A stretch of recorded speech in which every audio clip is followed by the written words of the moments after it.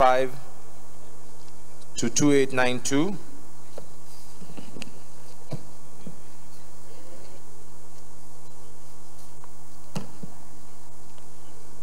(3031) to 3157.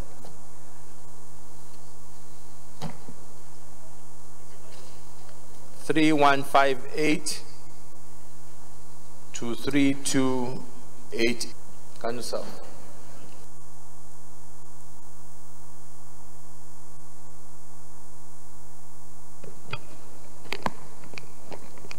Mr. President, my distinguished colleagues, I am Kabir Ibrahim Gaya, represent the people of Kano South from Kano State.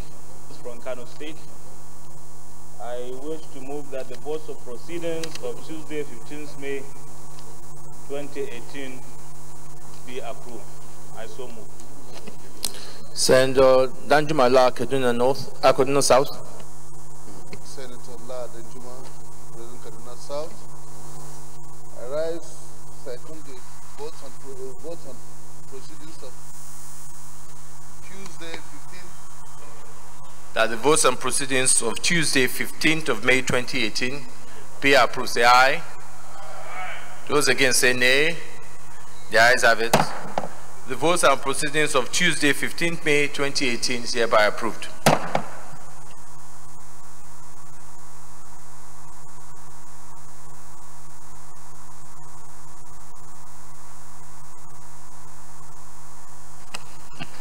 Petitions. I'm Kabir Gaya. I have a petition from a director, a former director here in the National Assembly, who was removed from office. I will lay the petition, sir.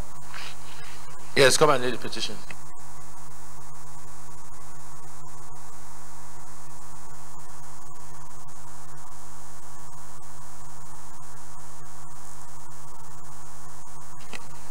The petition is referred to Ethics and Privileges report back in 2 weeks.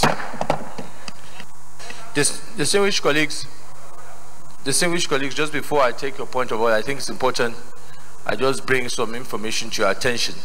My distinguished colleagues, there's an issue I which need to bring to your attention very urgently.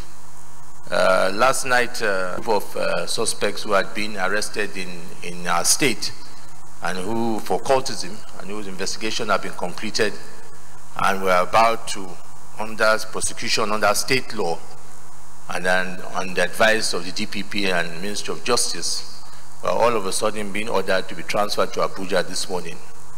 And the information reaching him as he received from the Commissioner of Police had been directed by the IGP to bring them to Abuja.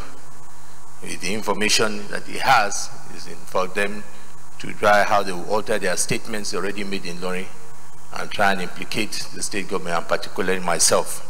I felt that these, as we speak now, these suspects are already here in Abuja here. That these acts of, I don't know whether I call it desperation, blackmail, intimidation, all actions to undermine our democracy and recipe for anarchy, because we are doing our work to asking officials to obey law, due process, and subject themselves to constitutional authority. I think it's important I bring these dangerous development to your attention, to attention of the entire country. Thank you, my colleagues. Yeah, point of order. Yeah, point of order, Senator Uchendu. Mr. President, my dear colleagues, I am Senator Andrew Uchendu. I represent Rivers Senatorial District. Mr. President, I am coming under order 42 and 52. Mr. President. Yeah, go ahead.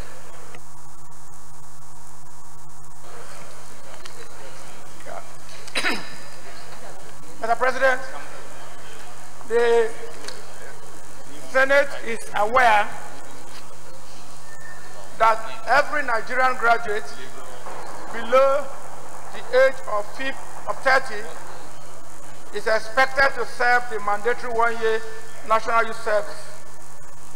the Senate is informed that Ms. Eva Amade, my constituent, came to me on the point of Order 42 on the case of a youth corper from his constituency who unfortunately died while in the youth corps service. As I need a leave for us to hear this motion. Those in favor say aye. Those against say nay. Yes, carry on.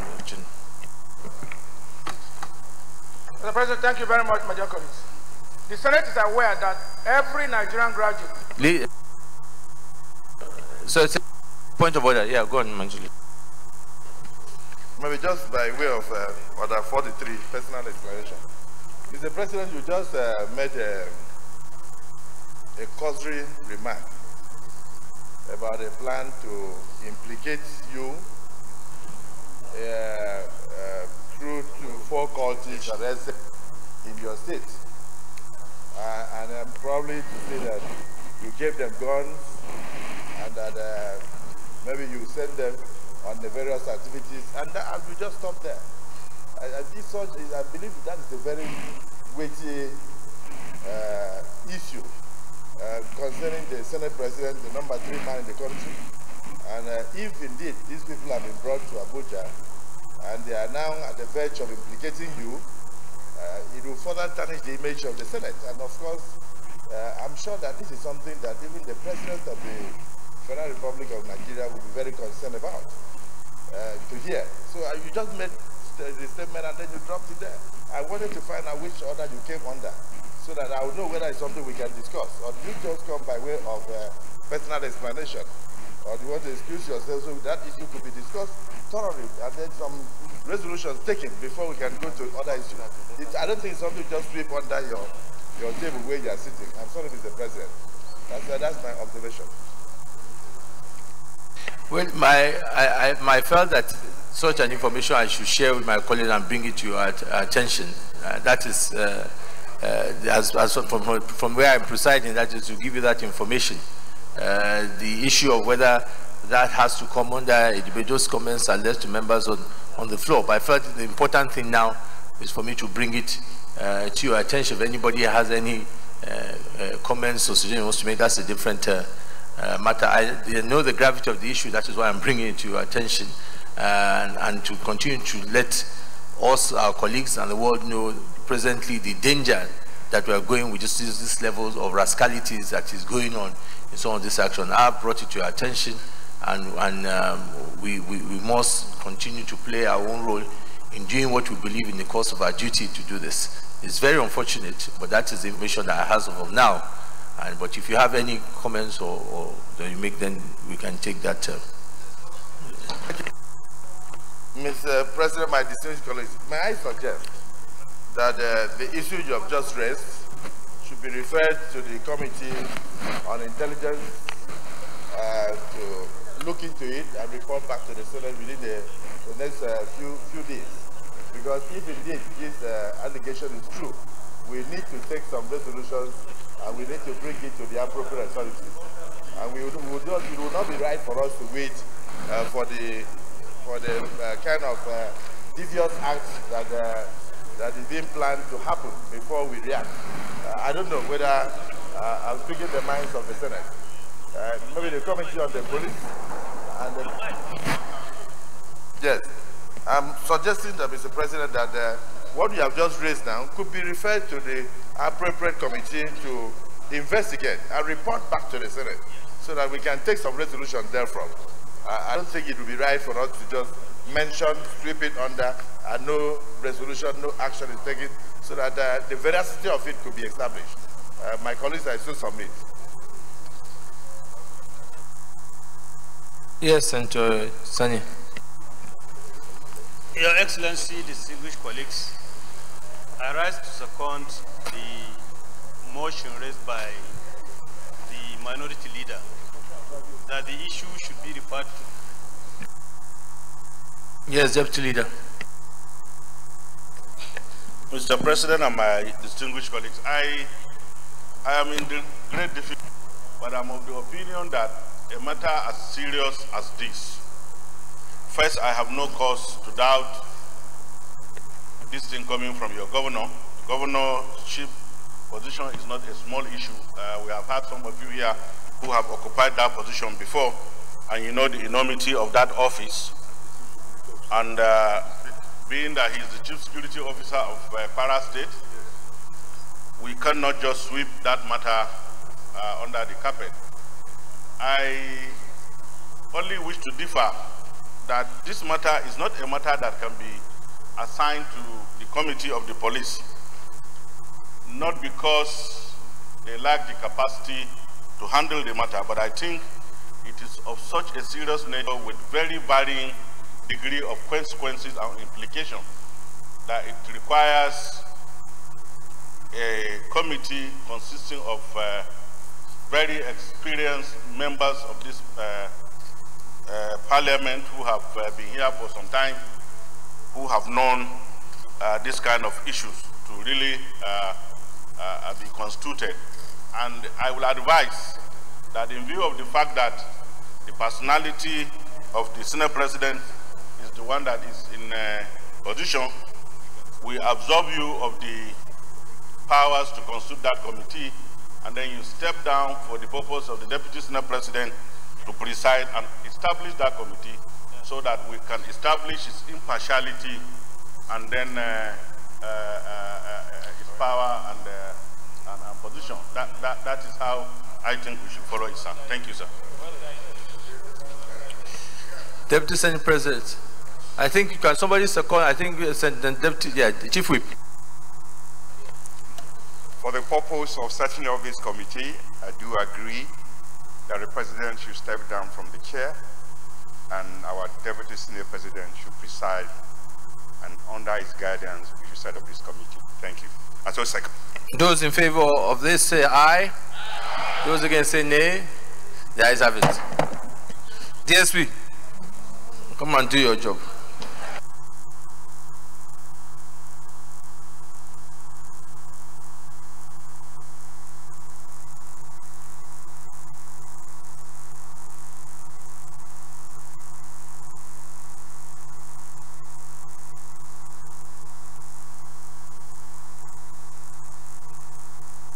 Please allow the Senate President to assume his seat. Allow the Senate President to assume his seat. Well, distinguished colleagues, we've heard what is before us. I think the option available to us is to either to refer to a standing committee or to set up Senator Ashafa.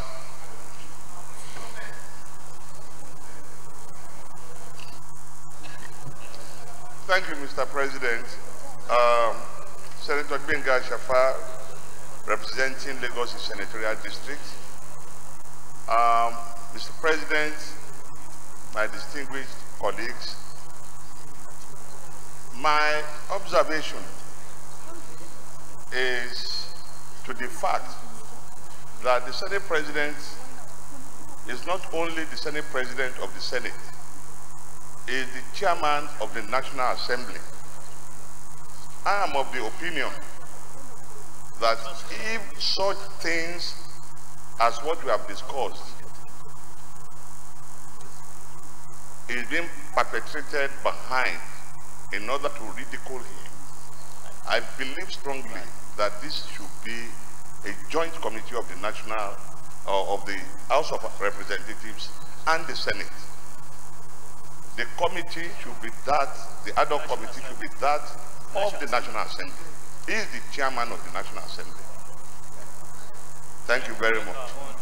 All right, thank you. Senator Philip Adoda.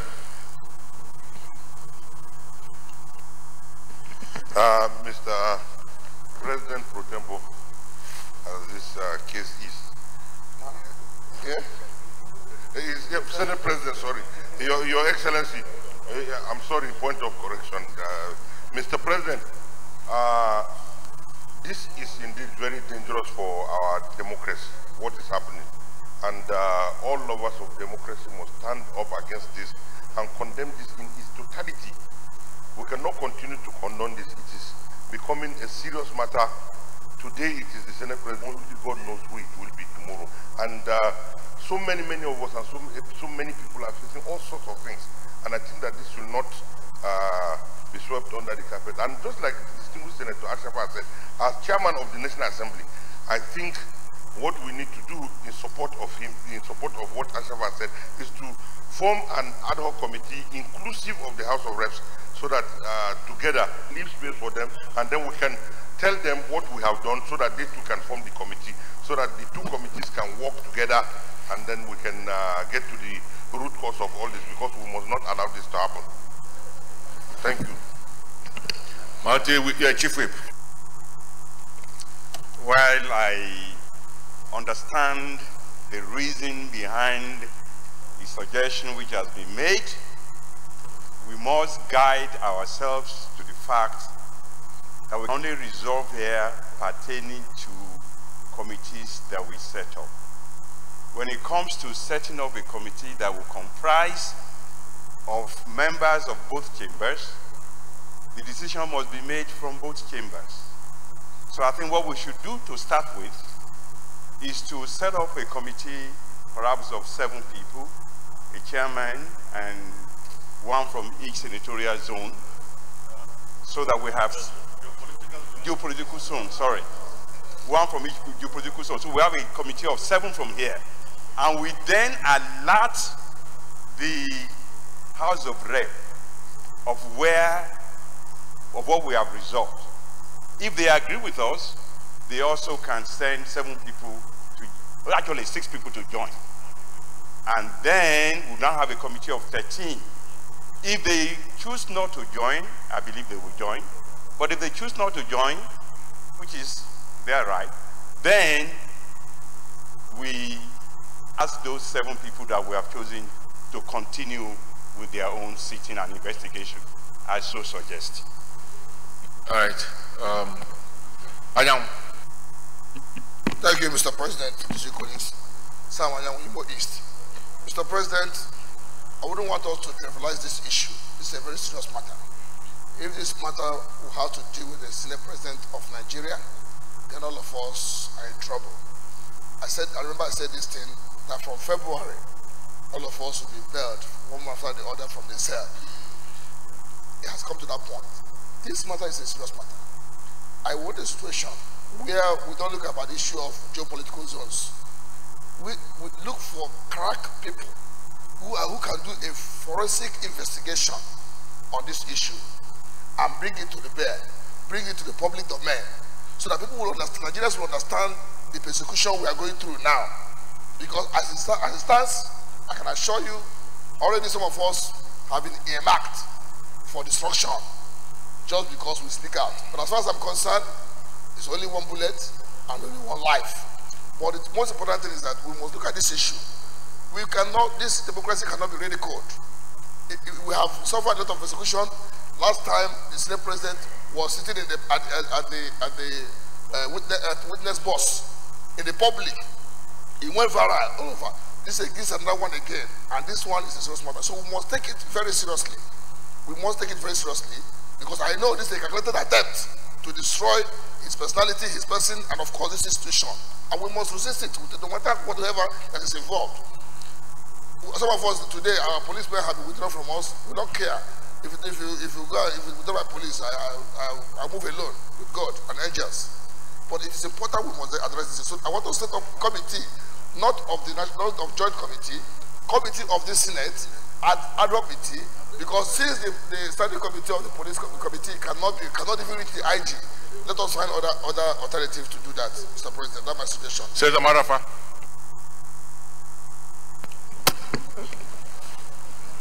Thank you, Mr. President, my well-respected colleagues. Senator Marafa, representing for Central. Mr. President, and for 2 reasons.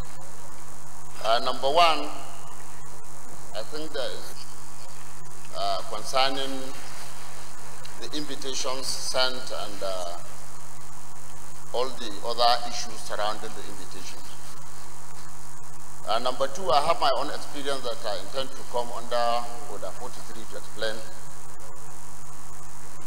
regarding the behavior of police, but maybe my own at state level.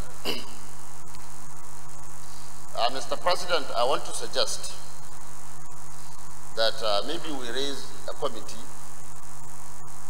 either of this chamber alone, but I want to agree with my colleague, raise a committee of joint National Assembly.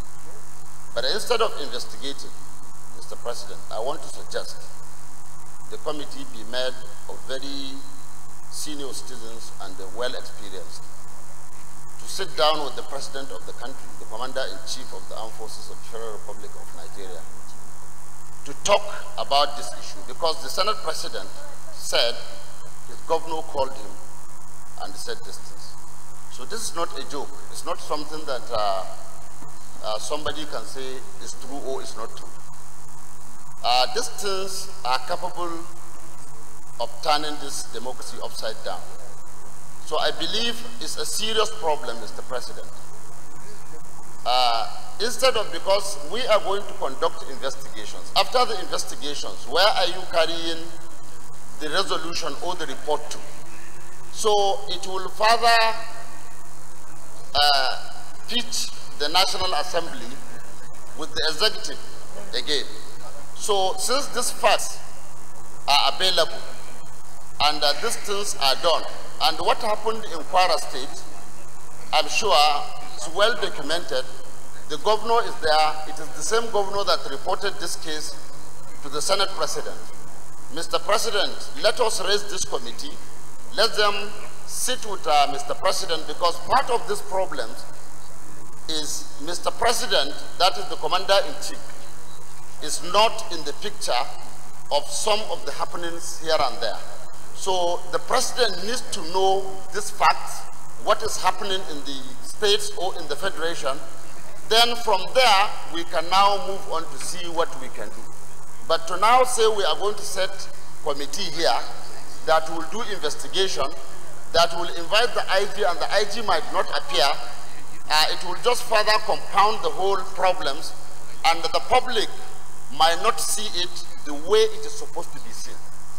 But if this committee seek and see the President of the Federal Republic of Nigeria and lay bare the facts, this is what happened and this is what happened, the state governor can be part of that discussion, where he would relate to the President what actually happened, who called him, what time, and said what, when these people were moved, and all these things. So this is my humble suggestion, Mr. President. I thank you. All right. Sir Boacha. Mr. President, very distinguished colleagues, I came into these chambers this morning to raise a different matter. When I heard from the President of the Senate, of this plot, this dangerous plot, I was humbled. Virtually each and every one of us stands a danger of this sort. I think what we should do, like my colleague said, is to also behave as if we are in the understanding that the President doesn't know. Let us also go to him and tell him that our democracy is collapsing under your watch. It's very important.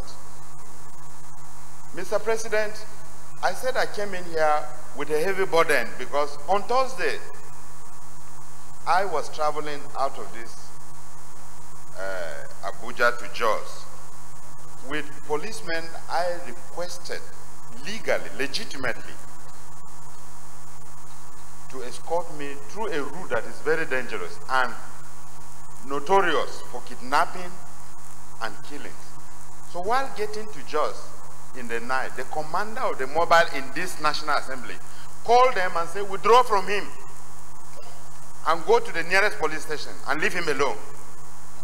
I stopped, I asked, what is the matter? My simple crime is that I told the media that it was wrong for the IG to refuse to appear before us. We are not calling the IG to crucify him. We are calling the IG to come and tell us information about the killings across the nation. If you say it is Dino, you have a right to stand here and say, I won't comment about Dino because the matter is sub judice. Nobody will touch you. I don't know why people are playing politics with people's lives. We must understand this. This matter is not a matter for party politics. It's a matter of lives of Nigerians that we have sworn to protect. So if this matter has graduated to this level, let us do that committee. I agree with my colleague. Let's constitute a committee. Go and see Mr. President. Mr. President, where are we? Are we still safe? That if you say anything, the privileges I enjoy as a parliamentarian, I cannot speak freely here. Else you go out, you'll be hunted down. And I will mark you for assassination. We watched what happened here in these chambers when Dino reported assassination against him. And we are told that he has now become the accused. So, I don't know what is happening. Everybody is becoming scared. But we need to follow this, tread this part of dignity and constitute this committee from this chamber, then go to see Mr. President. I humbly second this suggestion, Mr. Mr.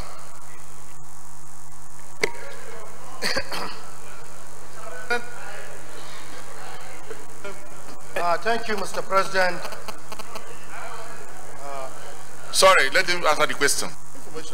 The policemen, when they told me that they need to be withdrawn and they have instructions to leave me alone, I stopped there because I was afraid. I decided to let them leave so they shouldn't know where I'm going to lodge. So I left them. They went to the nearest police station, abandoned me there. I went to take care of myself. The next day, I managed to drive back to Abuja in fear. That is what happened. Mr. Mr. President, my highly respected colleagues, I remain Senator Comrade Isa Hama Misau. I represent the good people of Bauchi Central, Mr. President.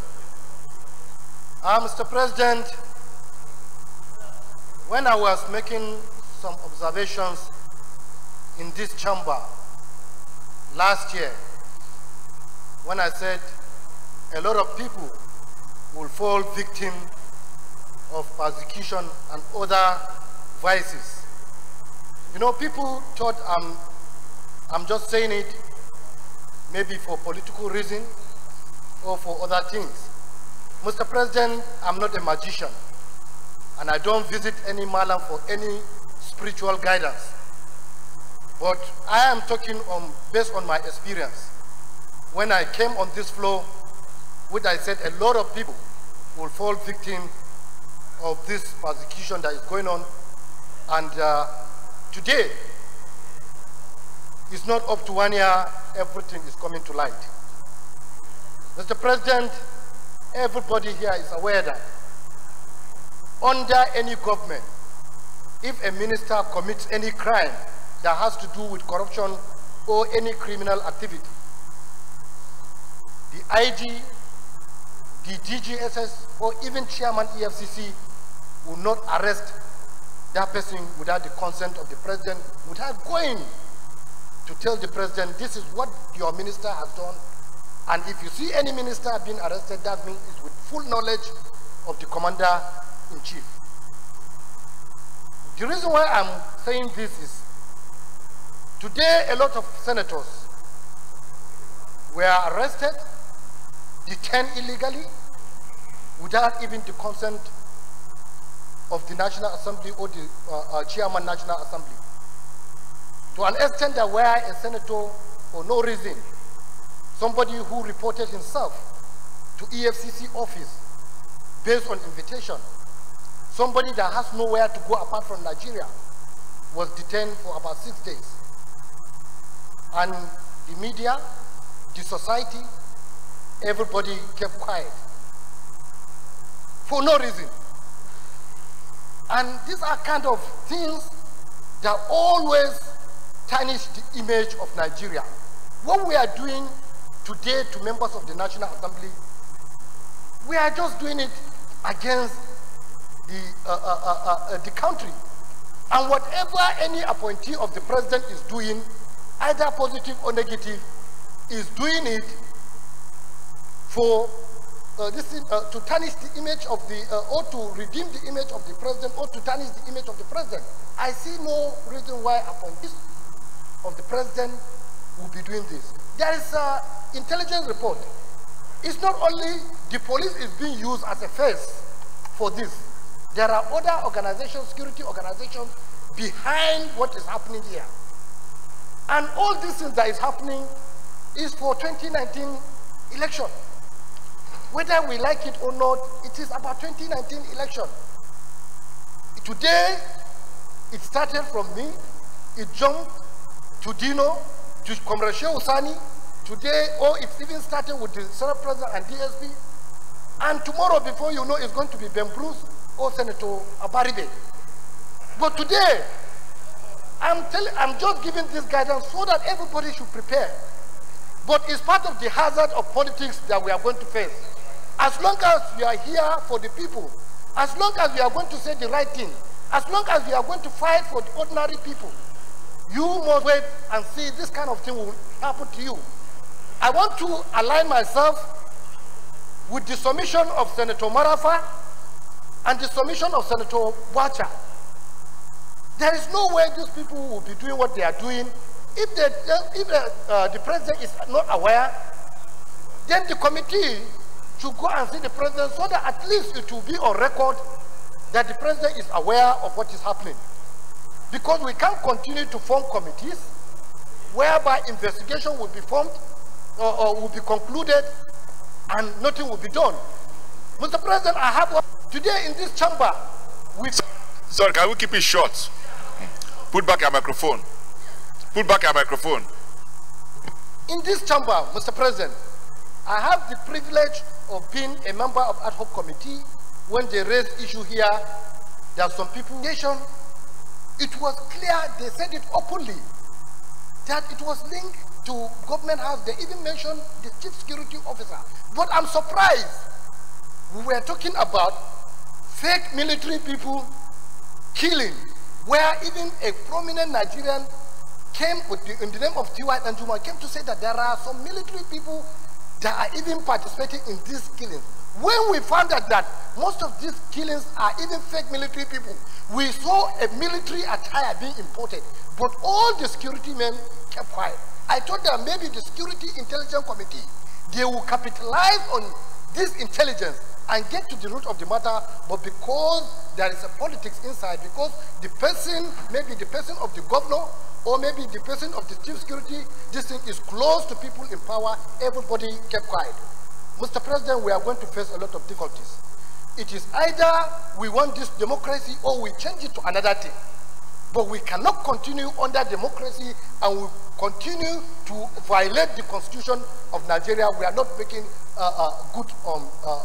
we are not making the right thing to do. So we should tell the president, if there is any proposal of type of government whereby our own resolution or our own decision or we are irrelevant to the government, let us know.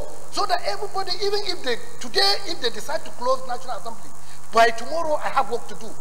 I'm not doing, I didn't come here because I don't have anything to do. If they close the National Assembly, we have, so, but we can't continue to be, we can't continue to work this way. We can't continue to work under intimidation. We can't continue this narration by Senator Boucher. He's even lucky. He said they should return back. What if there was instruction contrary to coming back? Something will have happened. Something will have happened. So all of us, we are fixed. We must be able to see what we are going to do. We must be able to let the international organization know on what is happening. And put back a microphone. Yeah, so whatever is happening, as far as I'm concerned, nobody will deceive me that it is not something that is planned. This thing is a planned thing. It's not, people will be picked. People are being earmarked for this kind of persecution. And if you are not strong, you can't withstand it. I so much believe in God. Whatever somebody is planning to me, if today, tomorrow, somebody decide to do whatever, is from God. So, Mr. President, I think the submission by Senator Marafa, Senator Pocha, is very, very important. Let us see the president so that everything that happened, let us tell the president so that it will be on record that the National Assembly have met the president on these issues that are happening. Thank you, Mr. President. All right, we'll just take two or three more, and then we'll summarize. Let them outline.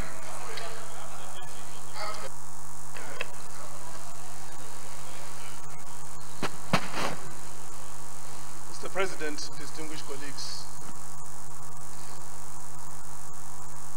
I am Senator Abdullahi Adamu, and I represent Nasarawa West Senatorial District. Mr. President, I think the report which the Senate President, Dr. Kosa, shared with us is weighty enough. It's a report, he said, was made by the governor of his state. And everybody in the Senate received that information with a feeling of sadness and shock. And one discussion after the other, we agreed that there was a need to set up an ad hoc committee to take a look at it and report back. Further to that, it was moved that the Senate President, should vacate his seat for you, the deputy, to take that seat so that the committee that could be formed. That was where I believe very strongly that we are very much on track. The proposal by our colleague that instead of belaboring the issue and taking the long route, it would be advisable to raise an eminent committee of the Senate. The Babari guy is part of me. Yeah. To meet with Mr. President.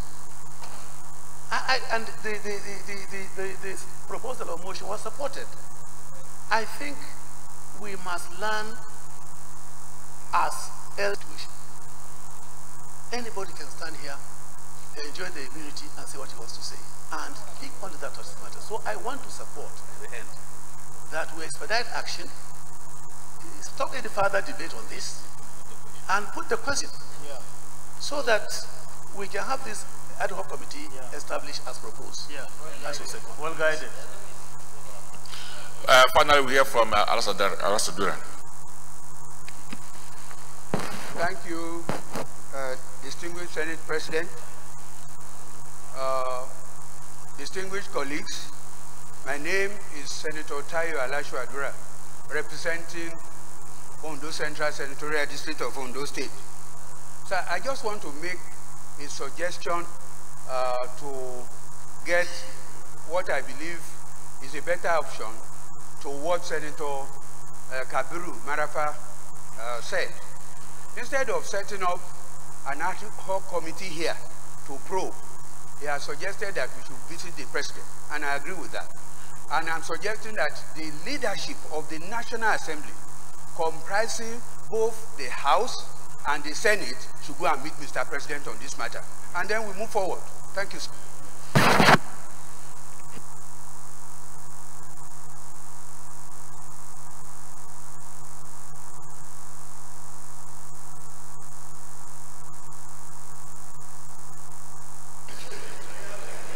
Yes, Francis. Thank you. Mr. President, distinguished colleagues, my name is Senator Francis Alibigena, representing the good people of Edo North. Mr. President, I agree with the ad hoc committee that is going to be set up here. In view of the urgency of this matter, And as we are saying now, the people that want to incriminate the Senate President, they are already in Abuja. I want the committee to get in touch with the IG immediately before moving to... No, listen. Yes, wait, let me say something. Before, I'm not... The committee immediately...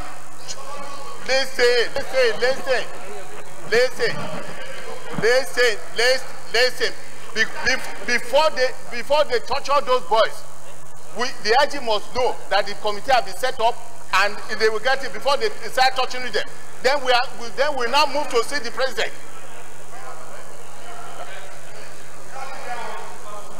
Not calling him. The committee should get in touch with him before they get. Well, distinguished colleagues, I think we've heard from so many people, and we have one. Oh, okay, yes, leader. Mr. President, very distinguished colleagues. Well, this is one of sad moments when we have to discuss issues that border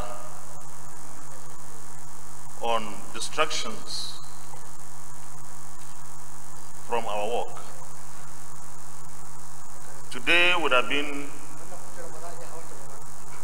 the best day for us to walk in and pass the budget 2018. But that's not to be. Mr. President, very distinguished colleagues, we have listened to our colleagues proffered various suggestions on how to address this latest challenge. I will subscribe to the idea expressed by Senator Marafa that we don't continue to beat a dead horse by constituting another committee to invite the police to explain, or the IG. I think the idea of meeting Mr. President, to me, is the best. Mr. President is the father of everyone, as far as this administration is concerned. And let me say that some people could be taking advantage at certain points to do certain things that Mr. President would have no idea. And therefore, it's an opportunity for our delegation to Mr. President to explain everything. So, Mr. President, distinguished colleagues, I would suggest, in a slight way of amending what Senator Marafa proposed, that we don't send only an ad hoc committee or a delegation like that. We mix the leadership with some of our members. I don't know how we are going to categorize, whether elders or whatever, but we definitely need the presence of some of our colleagues who are not in the leadership. And if we do that, I'm sure this issue could be the ground for us to even resolve some other issues with Mr. President and the executive. I shall submit, Mr. President. Well, thank you, very distinguished colleagues. And let me express my satisfaction, and I believe I'm speaking in mind of all of you, that this discussion has been bipartisan. It's been very patriotic. I think that we all know that the parliament indeed is the temple of democracy. We have a responsibility to our people, not only to preserve our democracy, but also to ensure that it is purified. So what the Senate President has raised today is just an exposure of some of the things that are going wrong with our democracy, which we need to halt. So we need to ensure that there's rule of law. We need to ensure that we respect our various rights. We are a country that is bound by conventions, by laws, and culture and tradition. So it is our responsibility as a parliament to ensure that we protect the rights of our citizens and ensure that we make progress as a nation, especially in the issues of human rights and democracy. So having said this, I'm going to make a suggestion. I agree that we're going to set up an ad hoc committee. This committee will engage the president as soon as possible and to be able to deal not only with this, but to ensure that the president takes charge in matters concerning preserving our rights and also protecting our democracy. So in that regard, I'm making a suggestion that there should be a 7-man committee.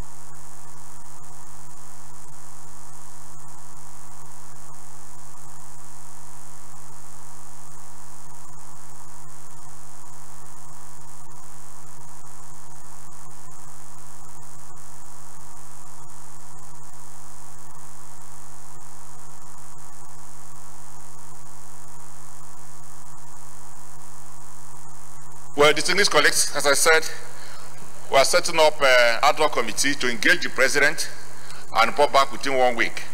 And I'm going to make suggestions of the membership of this committee for your own consideration. If you have any objection, please let me know. I believe that because of the seriousness of this matter, and that this is not just about the Senate president, so it's symptomatic of the other issues which we intend to raise with the president, I suggest that the Senate president should lead the delegation. He's beyond him. Other members will be the Senate leader, the chief whip, the minority leader, Senator Goje, Senator Abdullahi Adamu, Senator Sam Egu, Senator Wamako, and to represent the women, Senator Raji Rasaki. Yes, I just want to make a slight observation. This matter was reported by the Senate President himself, and it involves him. So I want to suggest that he steps aside like he did now for you to preside in the spirit of fairness. So let somebody lead the delegation, but not the Senate President, Mr. President. But since I presided over it, I think the Senate leader should lead it then, because I presided over the discussion. Senate leader. I supported the inclusion of the Senate President on the delegation for one fact. In my submission earlier, I said this is one issue that could take us to the President. But remember, this is symptomatic of what is happening. So I believe that certain other issues may come up. And you need the Senate President to be there. So this is...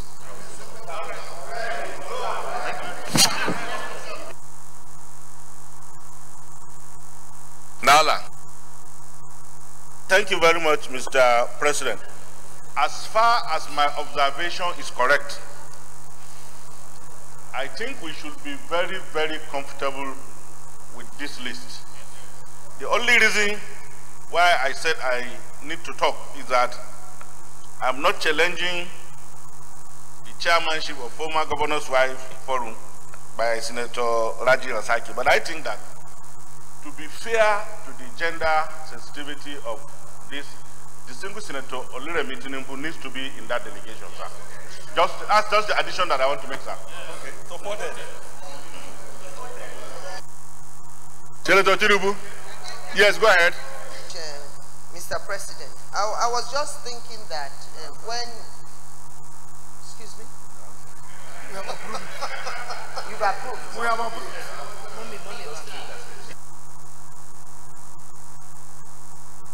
Are you done? Okay. To the list again. Senate President to lead. Others are Senate leader, the Chief Whip, the Majority Leader, Senator Goje, Senator Blai Adamu, Senator Sam Egu, Senator Wamako, Senator Raji Rasaki, and Senator Tinubu. Is that the wish of the Senate? Those in support say aye. Those against say nay. The ayes have it. Thank you. Well, Sir President can come and take over. I hope this will, you will have a meeting of governors forum along the line.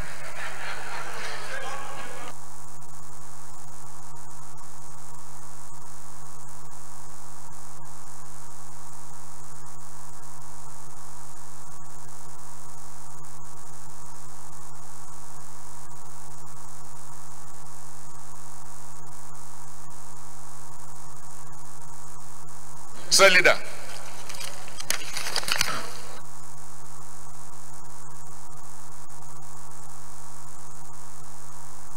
Oh, is that right? But go ahead. Thank you, Mr. President, my dear colleagues. So let us conclude it. Let's conclude this, please.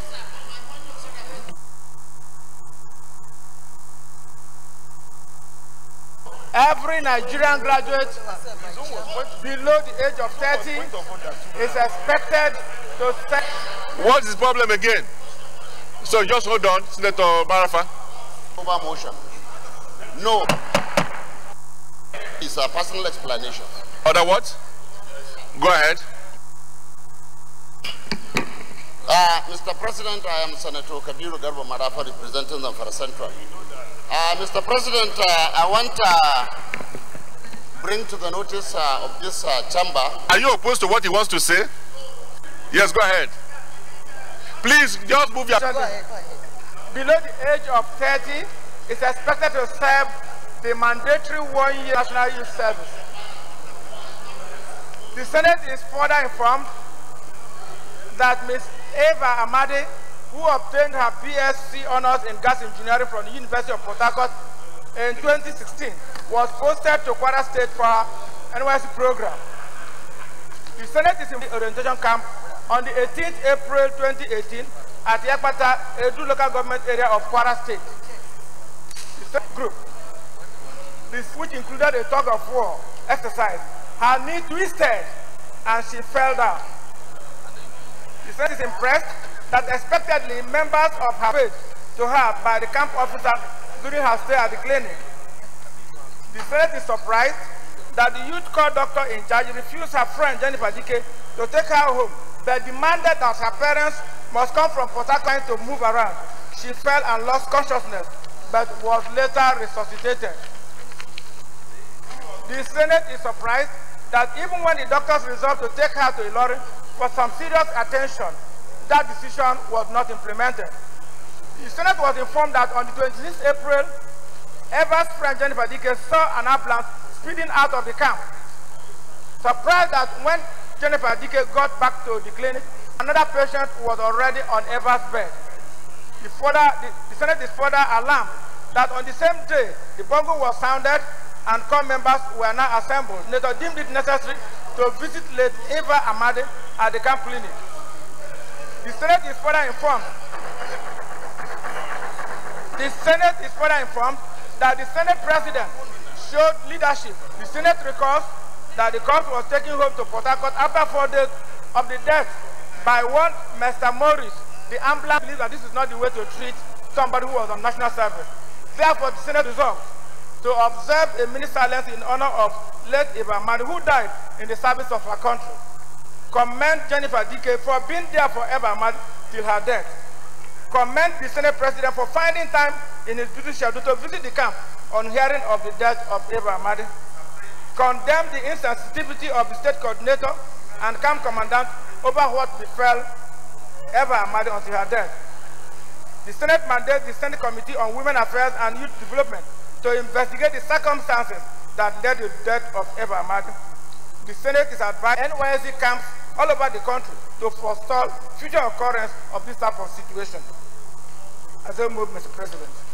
Mr. President, distinguished colleagues, I'm Olarewaju Joshua, representing Ogun Central, Ogun State.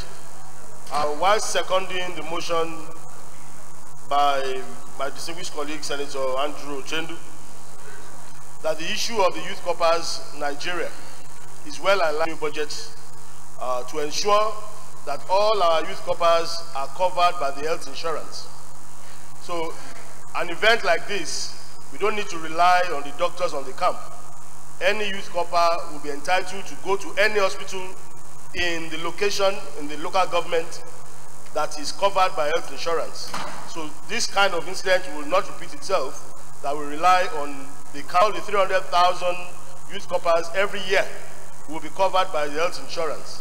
So whilst commending Senator Chendu for this attention, just want to say the solution is already in this budget 2018. Thank you. I'll go straight to prayers. Prayer 1, observe 1 minute silence in honor of late Eva Amadi, who died in service of our country. Those in favor of prayer 1 say aye. Those against say nay. The ayes have it. Prayer 2, commend Jennifer Dike for being there for Eva Amadi till her death. Those in favor of prayer 2 say aye. Those against say nay. The ayes have it. Prayer 3, this is commending the Senate President for finding time in his busy schedule to visit the camp on hearing of the death of Eva Amadi. Those in favor and camp commandant over what befell Eva Amadi. They need that. Prayer 5, mandate the Senate Committee on Sports and Youth Development to investigate the circumstances that led to the death of Eva Amadi. Those in favor of prayer 5 say aye. Petitioners are deployed to work at NYSC camp clinics all over the country to forestall future occurrence of similar incidents. Those in favor of prayer 6 say aye. Those against say nay. The ayes have it. Can we stand up and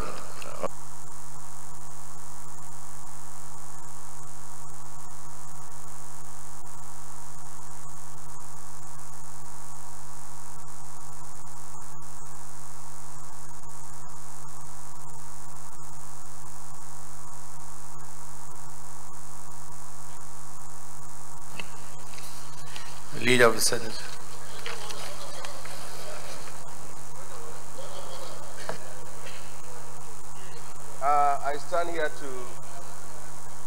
I stand as Senator Sheikh Sani this way. By the indulgence of the Senate and the leave of the President of the Senate, the Senator may make a personal explanation, rise upon the explanation. The terms of the proposed statement shall be submitted in detail to the President of the Senate to bring to attention of this distinguished Senate and the country as a whole on the situation in Birnangwari local government in Kaduna State. Mr. President, I've stood here on some few occasions to speak about the reality of the situation in Birnangwari, Kaduna Road, Birnangwari local government. On and on, also before then, we have had just were killed. I stand here once again to appeal to the conscience of this Senate and the nation. Inasmuch as we thank the United Nations for their oral intervention in bringing to global spotlight, we are deeply concerned that Birnangwari, parts of Zamfara and Niger State, is becoming the Sambisa of the Northwest. People are killed every day. Farmers have chosen to abandon their farms and move to cities. It is almost a daily affair. We are living in a period of daily mourning and daily funeral services. It is of concern to us that this violence has been going on, has not been able to change anything. Condemnations and condolences has been the order of the day, year in, year out. Our people are dying, and we are failing to protect them. We should not be tired of listening to the cases of wars, bloodletting, and bloodshed, because that has become the image and the identity of our country and the elite to us. But now, killings have become such a daily affair that it doesn't attract mourning itself. There is a flip about issues government as a whole. And there are not people there to look in every possible way the possibility of an intervention to assist the people in that local government. Thank you very much. Debate on it. But this matter has come also. Matter is very, very serious. It is a case where we have a government and the events of the last week. It would have been better if we had had a motion, but I would like if there's no objection because of the seriousness of what the issues are. Because us doing nothing suggests that next we do nothing at all, or not. If the yes, Senator Order, Senator Kabiru Marafa, gubernatorial aspirant, Zamfara State. Kabiru Garba Marafa, and today. I don't know how much is going to put in to actualize that, especially given the fact that his friend is not quite disposed to that. But all the same, I thank him so much. My colleague, Sheikh Hussaini, I want to stand on it. Mr. President, with your permission, I want to bring to the attention of the Senate. We are debating the issue raised by of this month, precisely Saturday last week. I left my village in the morning to go to my local government. I am a delegate, but mobilized to stop me from exercising my constitutional right. I tried to speak to the area commander, who I learned was in charge in the place, but I was stopped by the commander of Mopol 42. The commander disarmed my orderly, removed his gun, disarmed for looking at the security situation in Zamfara and the incessant security challenges along, but the mobile inspector, and put him under detention till today. He is under detention in Gusau for no fault of my earlier positions.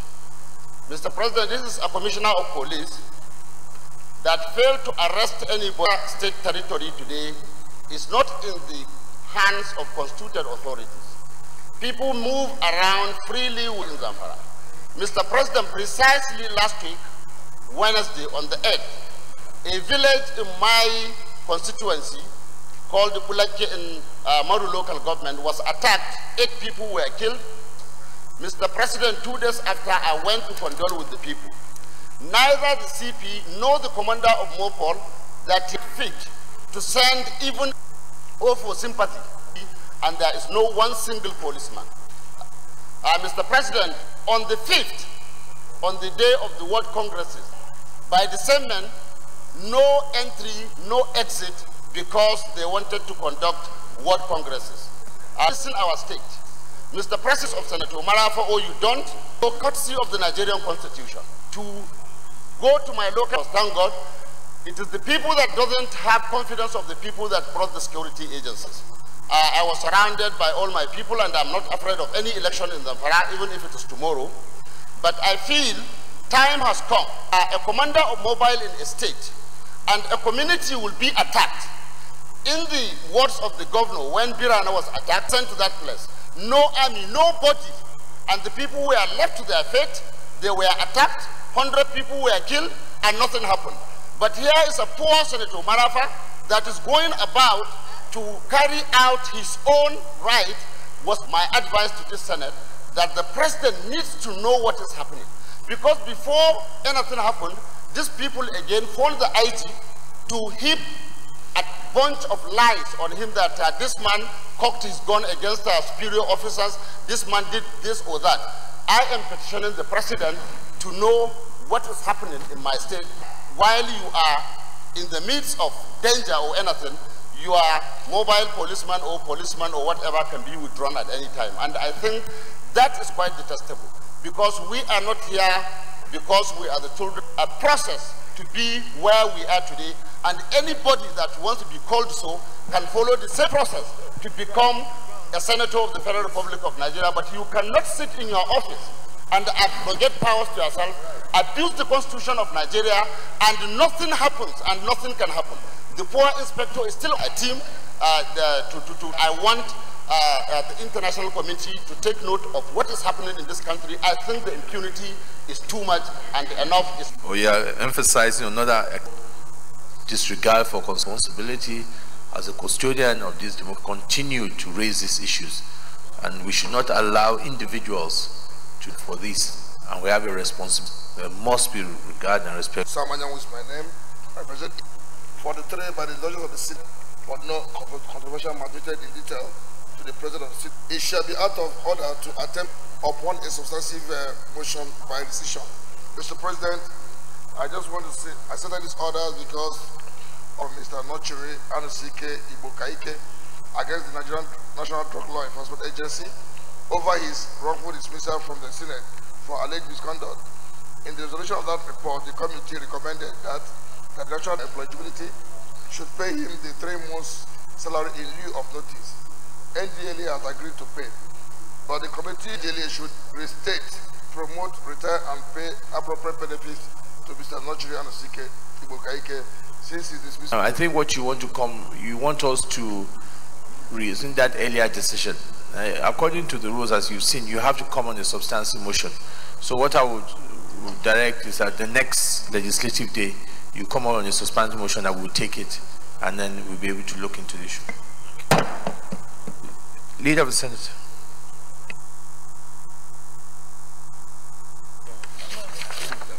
The first business of the day is the presentation of the report of the Committee on Ethics, Privileges and Public Petition in respect of A, petition from Comrade Martins Omokri against Elano Investments Nigeria Limited, community funds and insensitivity.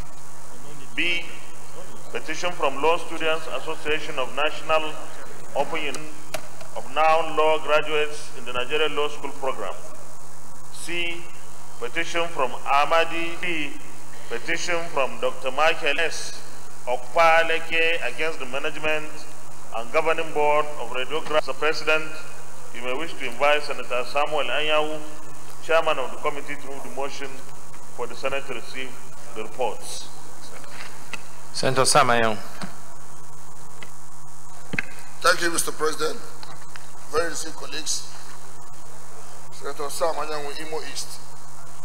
With the leave of Mr. President and the Senate, I move that the Senate do receive the report of the Committee on Ethics, Privileges and Public Petitions in respect of the reports item A to D as read out by the leader of the Senate. I so move, Mr. President. Senator Bintamasi. Bintamasi Garba, Adama North Senatorial Zone, Adama State. I stand to second the motion ably moved by Senator Sam. The Senate those in favor that the Senate do receive the reports of the Committee on Ethics, Villages, and Public Petition in respect. Those against say nay. The ayes have it. Senator Sam Anyanwu, come and lay those reports.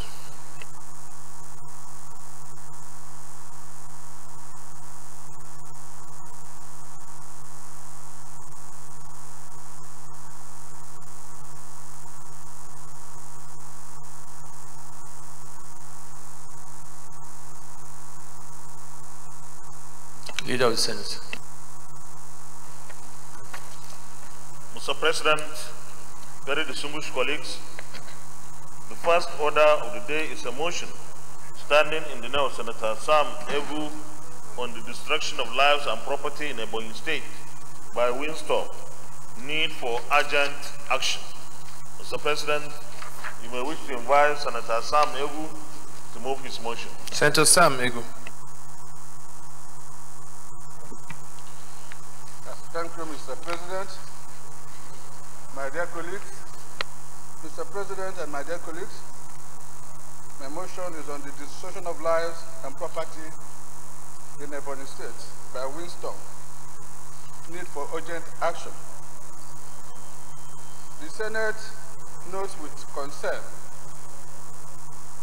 the recent calamity suffered by several communities in Ebonyi State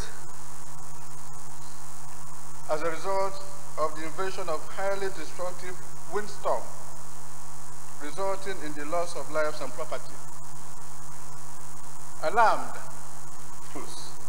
we are blown away by powerful windstorm at Ukwaba, Okwasheshi, Ekwashi, Iboko, and Amagu communities in Ohuku, Izi, and Abakaliki local government areas of Ebonyi State have been rendered homeless, while several worship places and schools have been shut down, with hundreds of school children now out of school because of this disaster.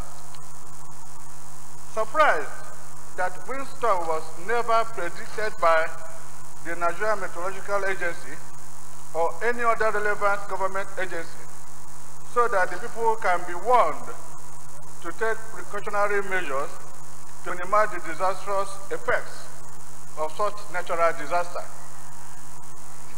Concerned that government, including NEMA, has come to the aid of the victims, either by way of providing them with relief storm, accordingly resolved to 1.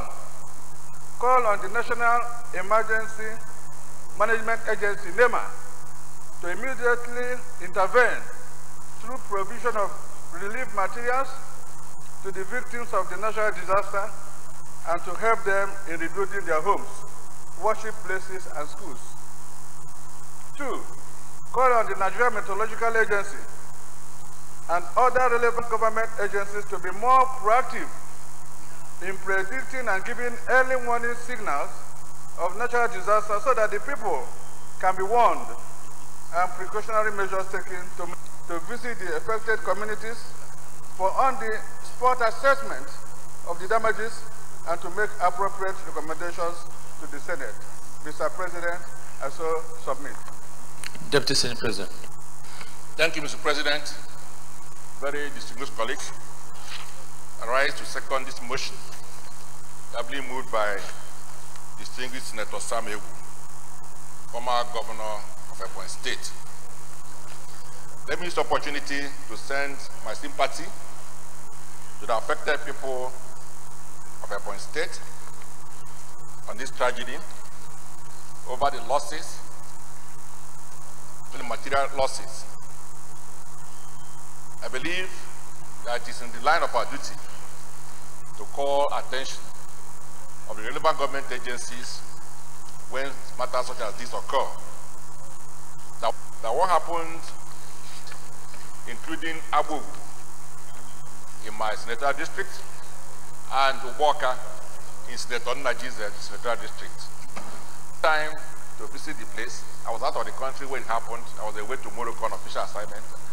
When I came back, I visited them and I saw the huge devastation. Private homes, in public places, including schools and hospitals. And together we are providing support and assistance to our people. So I believe that this motion is in order so that the federal government will intervene not only in those communities in Ebonyi, but also in the ones in Enugu State. So I just second. Distinguished colleagues, go to prayer. Prayer 1, call on National Emergency Management Agency to immediately intervene through provision of relief materials to victims of the natural disaster and to help them in rebuilding their National Emergency Management Agency to immediately intervene through provision of relief materials to the victims of natural disaster in Ebonyi and Enugu states, and to help them in rebuilding their homes, worship places, and schools. Second, maybe second in that. Yes, Dazi. Mr. President, to second the amendment as moved by the DSP. Distinguished colleagues, those in favor of prayer 1 as amended, that is, call on the National Emergency Management Agency, NEMA, to immediately intervene through provision of relief materials to the victims of the natural disaster in Ebonyi and Enugu states, and to help them in rebuilding their homes, worship places, and schools. Those in favor of prayer 1 as amended, say aye. Those against, say nay. The ayes have it, and giving early warning signs of natural disasters so that the people can be warned and the precautionary measures taken to minimize the disastrous effects of such natural disasters. Those in favor of prayer 2 say aye. Those against say nay. Damages and to make appropriate recommendation to the Senate. Those in favor of prayer 3 say aye. Those against say nay. The ayes have it. Leader of the Senate. Mr. President, very distinguished colleagues, the second order of the day is a motion standing in the name of Senator Idiozu Osinaka Chukwu on the invasion of the Rivers State High Court premises, Port Harcourt. Mr. President, you recall that yesterday, Tuesday, the 15th of May, 2018, the Senate, via Order 42, Sub 2 of our standing order, approved that this motion be moved on the next legislative day, which is today. Accordingly, you may wish to invite Senator Idiozu Osinaka Chukwu to move his motion. Yes, Senator Osinaka Chukwu Idiozu, Rivers West. Thank you, Mr. Senate President. Distinguished senators, my name is Osinaka Chukwu Idiozu. I represent the amiable people of Rivers West Senatorial District in Rivers State. My motion today is on the invasion of the Rivers State High Court premises in Port Harcourt. The Senate notes that on Friday, 11th May 2018, the Rivers State High Court premises in Port Harcourt was invaded by a group of callous and undemocratic elements who undertook the vandalization and destruction of public properties belonging to the Rivers State Judiciary, alongside personal effects of the judicial staff and litigants within the court premises.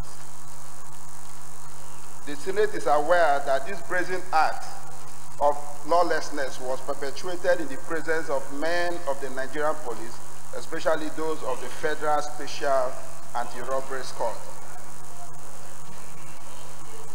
The Senate further notes that the men with security for the protection of the premises and the judicial staff, litigants, lawyers, judges, and all those who are within the premises, but rather prevented legitimate access to pervert justice. The Senate should be worried that nearly 1 week after the attack has not made any arrest despite the public condemnation that had followed the event. Even more worried that the attack on the judiciary was rumored to have followed from the events of the party world congresses of the All Progressive Congress in Rivers State, by the possibility of citizens resorting to self-help, which could lead to a breakdown of law and order, especially as the 2019 general election approaches. May I therefore most respectfully call on this very proactive, people-oriented Senate to accordingly resolve to 1, condemn in the strongest possible terms the attack on the Rivers State High Court premises and commiserate with the Chief Judge, judges, and staff of Judiciary of Rivers State. I would also urge that the Senate do ask the security agencies to take immediate steps to provide the judiciary all over the country with adequate security. And finally, may I request that this Senate mandate this committee on Judiciary, Human Rights and Legal Matters to investigate the infraction so reported and report back to the Senate within a time. My name is Rose Oko. I come from Cross River State, North. We have said a lot today about the various acts of lawlessness and insecurity in this country. We have continued to say that this country was gliding, for me to say whether we are still gliding into anarchy or whether we are in a state of anarchy already. Let us recall the various things that we've spoken about so far in the past couple of weeks. The insurgency that is in the Northeast, the mindless killings that are going on a daily basis in various parts of this past couple of days and weeks. That has never happened in any part of the world for that matter. This morning again, we were treated to what the Senate President has briefed us on of what is happening to him. Mr. President, distinguished colleagues, this time you want to ask yourself, who are the perpetrators? Is it hoodlums again or are security agencies and operatives involved? So you get to a point in this country where perhaps you see security men and you move away from them rather than move towards them for security. Mr. President, in seconding this motion, I want to say that perhaps this should be one of the issues that will be tabled before Mr. President as the delegates, the ad hoc committee meets with him, along with all others. And perhaps it is time that we began to look more critically at the root causes of these various acts and how to tackle them, because as at now, we are looking at the consequences of insecurity. We need to be able to look as a legislature, as a government for that matter, on how we can address what is causing this, perhaps before the 2019 general election. Because if we are witnessing this almost a year to elections, one shudders to think of what will happen in the 2019 general election, whether in fact that election can be prosecuted. Osamayo. Thank you, Mr. President. Very distinguished colleagues, Samayo Imo East, Senator Joseph. I speak as a tenant in River State, and River State is part of me because that's where I schooled, and I still live there up to today. But first of all, let me commend the governor of state. I want to condemn that act, Mr. President. If the institutions, if the arms of government, like the judiciary and the legislature, is being attacked, I think this is what I'm talking about this morning, about bringing that. And the sensitivity of that judiciary must be respected. I think that the issue in that state over the years, if you watch for some time now, there has been a relative peace in River State. And with this issue that has come up, might bring up another violence in River State, which will affect the time. It's from the other states, within those river and oil producing areas, must be in peace. So I think I want to condemn this act, and I want to say, Mr. President, not only that we are giving this matter to judiciary to look into, this has to do with the rules in our regulations. Let's say this: if they cannot do the right thing, they should be able to come up boldly from the people that knows how to do it, especially PD come up in the House of Reps. I think a critical analysis and investigation should be done so that we can be able to copy it on time. Thank you, Mr. President. Yes, Deputy Leader. Well, point of order. Yes, point of order, Leader. Mr. President, very distinguished colleagues. Mr. President, because of the importance 13 to allow the Senate sit beyond 2 o'clock, I so move. That in view of the importance of the security situations we are discussing, particularly the issue of the fighting destruction of the judiciary during the APC Congress in Port Harcourt, and the need to pass the budget. Distinguished colleagues, can somebody please second you are seconding a different motion. Please, can you second? Mr. President. No, he was about to remove the minority leader. I was due of the very important things. No, extension of time. We didn't go to what the details are, just extension of time. President, may I not go into too many stories? May I just distinguished colleagues, extension of time, say aye. Those against say nay. The ayes have it, Leader. Thank you very much, Mr. President, and my distinguished colleagues.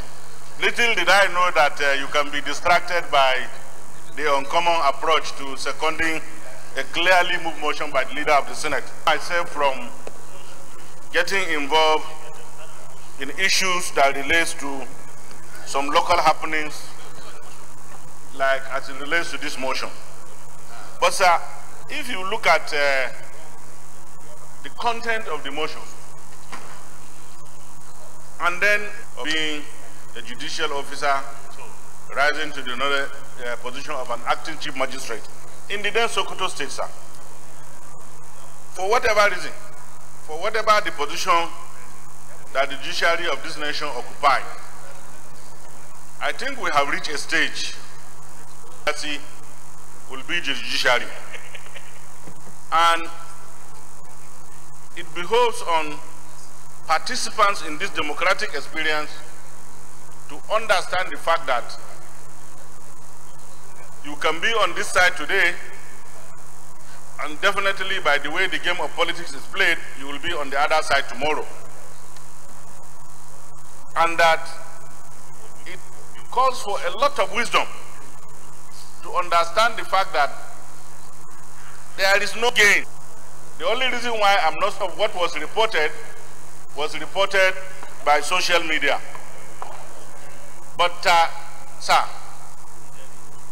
since the motion has one of his prayers that people want to advise, that as important as the issue is, and as dangerous as the politics of bringing judiciary into political, we have to exercise a little bit of restraint in arriving at decision based on the prayers of the motion. Let us err on the side of finding the true facts of the situation, then we can come back and deal with it decisively. This will have shown more wisdom flowing from the Senate of the Federal Republic of Nigeria, rather than getting directly involved.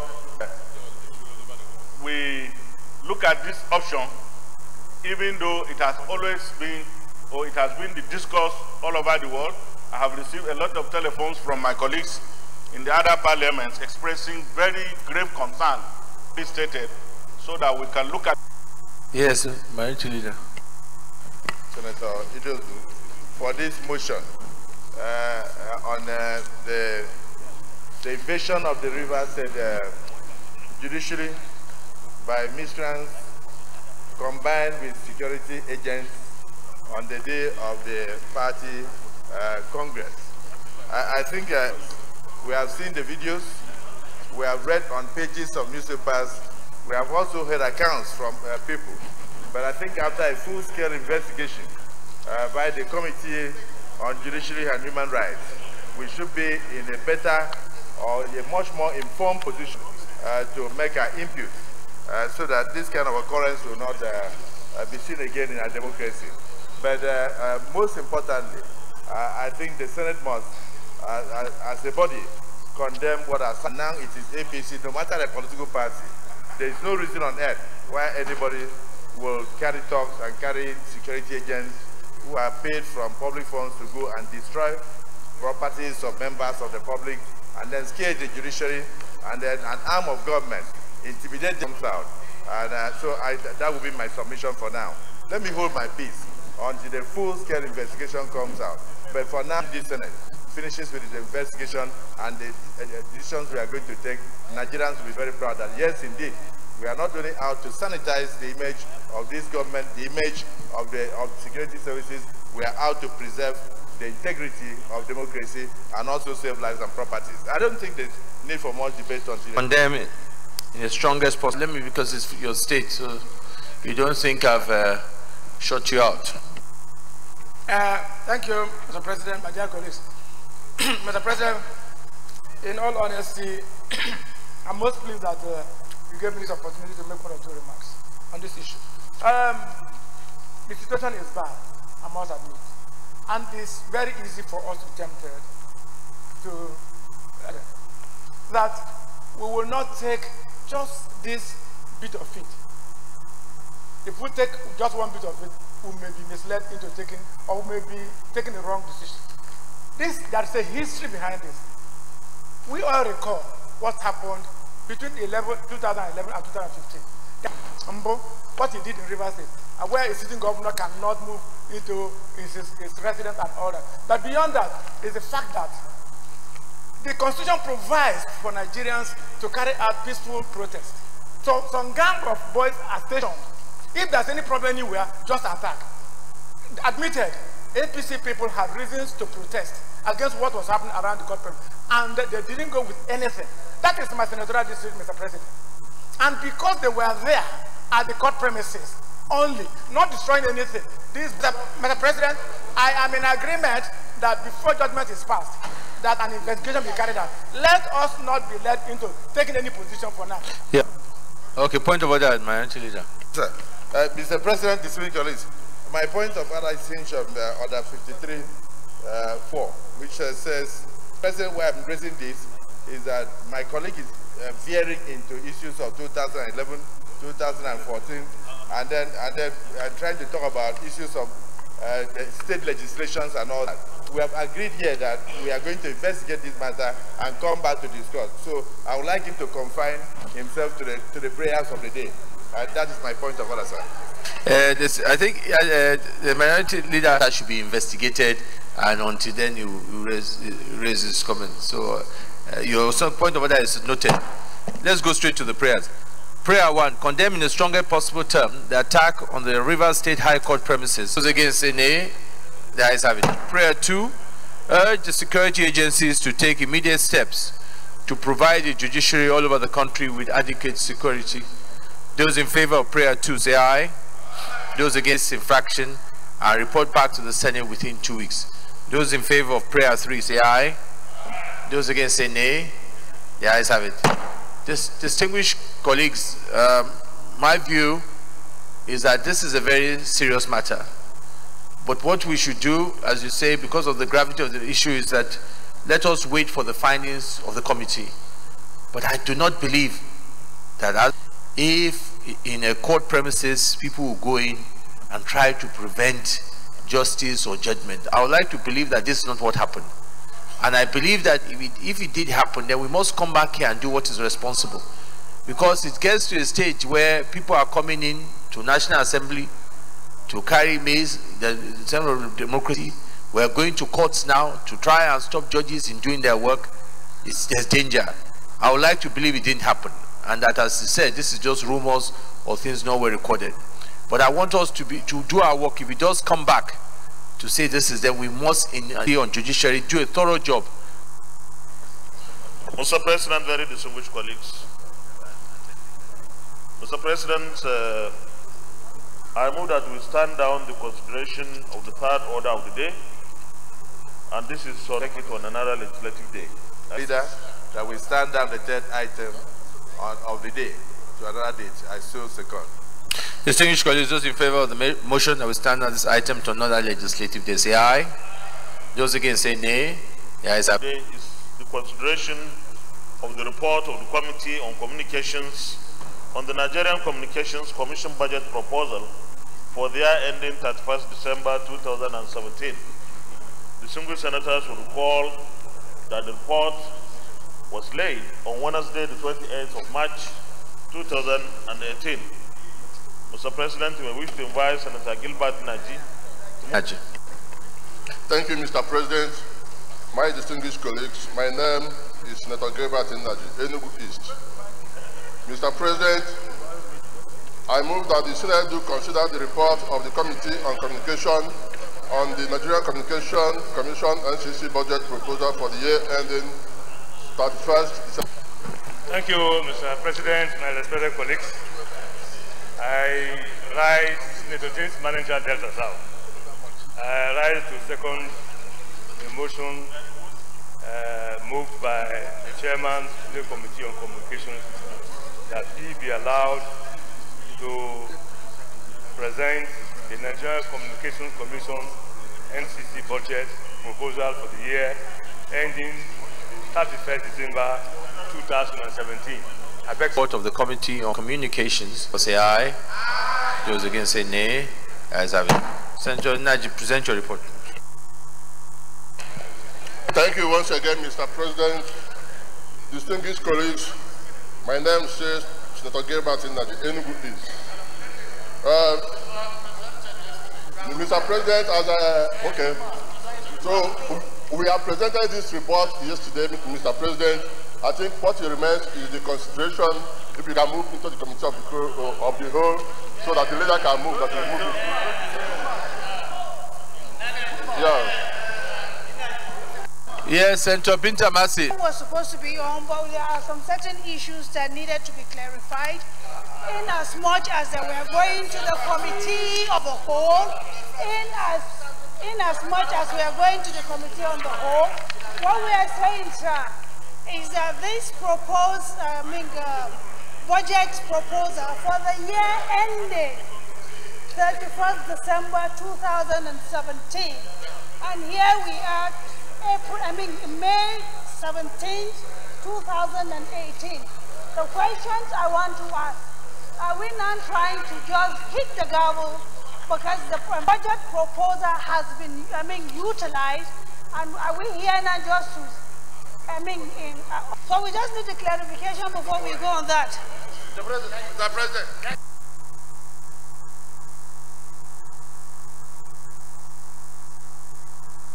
Yes, Senator Jibril Barrow. Thank you, Mr. President. I am Barrow Jibril. I represent Kano North. Mr. President, let me first of all thank you for giving us the chance to take a day to look through this report. Mr. President, yesterday we well put together and quite okay. And the committee did a good job in scrutinizing the budget. For that reason, I want to say that we should go ahead, or urge my colleagues that we should go ahead and pass this budget. I saw me, Mr. President.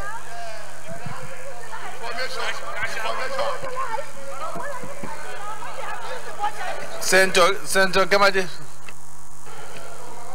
Thank you, Mr. President. My distinguished colleagues,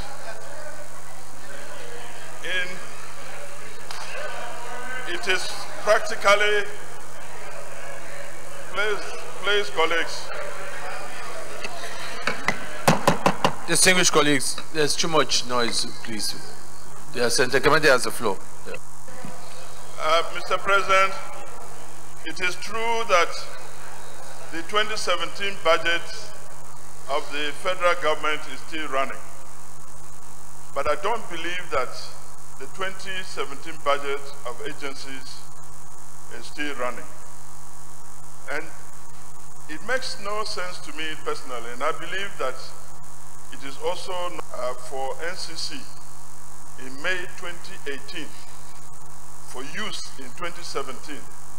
Of that reason, 2018 budget for NCC should be taken by the committee, taking account of performance of 2017, and they should scrutinize 2018 budget along with the performance history and ensure that any issues that were contained in 2017 that were irregular be brought forward to be highlighted and dealt with in 2018, so that the law that we will pass of this money bill will be relevant in time and in content.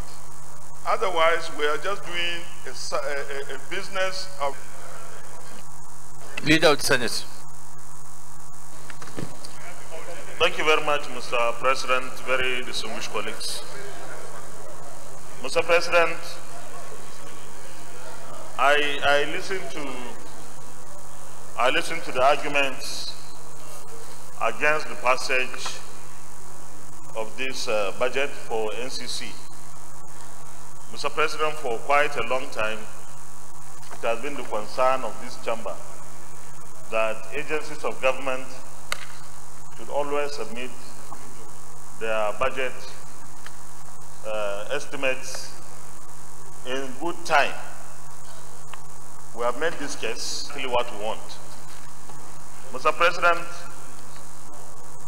I believe that budgets, and as important as the issue is, normally and as 12 calendar months, as the policies are clearly available, this one to all of us. is not an exception. Want to advise that, I know the NDDC and other agencies also have these kind of challenges.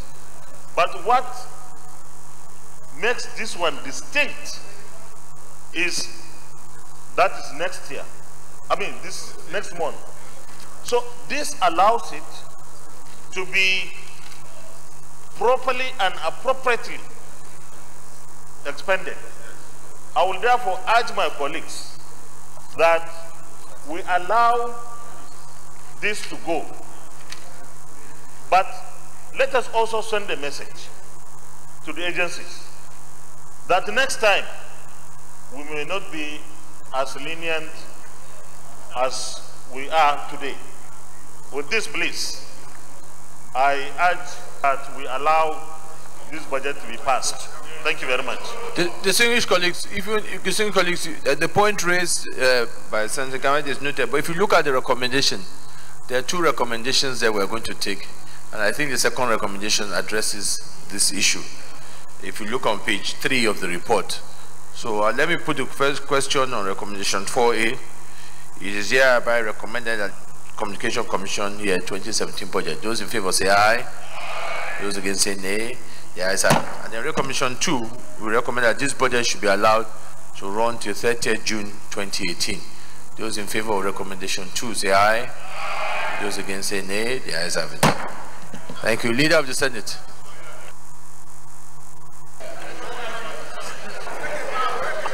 Mr. President, very distinguished colleagues, the fifth order of the day is the consideration of the report. Distinguished colleagues.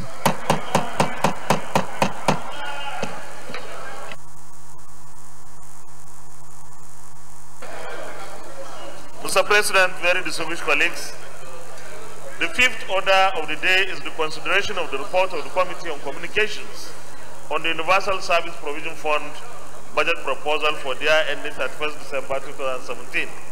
Distinguished senators will recall that the report was laid on Wednesday, the 28th of March 2018. The report. Senator Gilbert Naj. Thank you, Mr. President.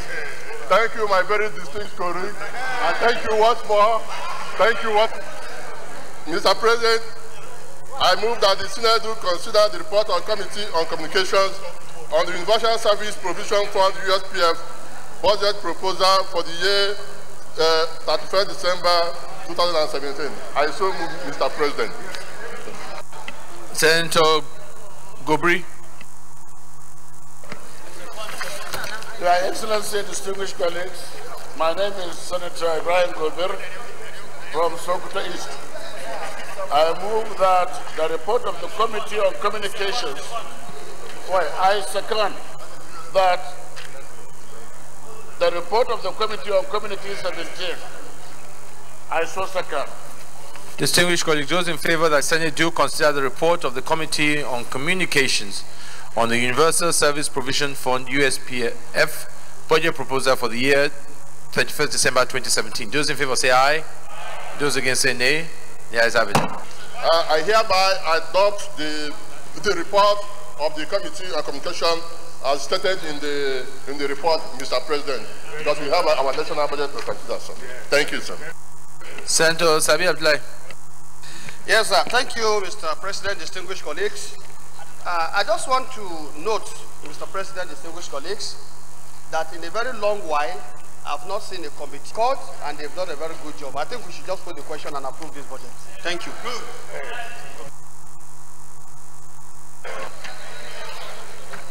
62,000 naira 61 against say nay. The ayes have it.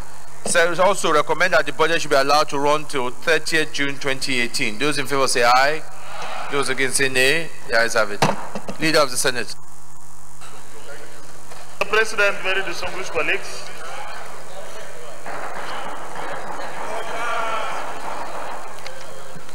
of the Committee on Appropriation was laid yesterday, Tuesday, the 15th of May 2019.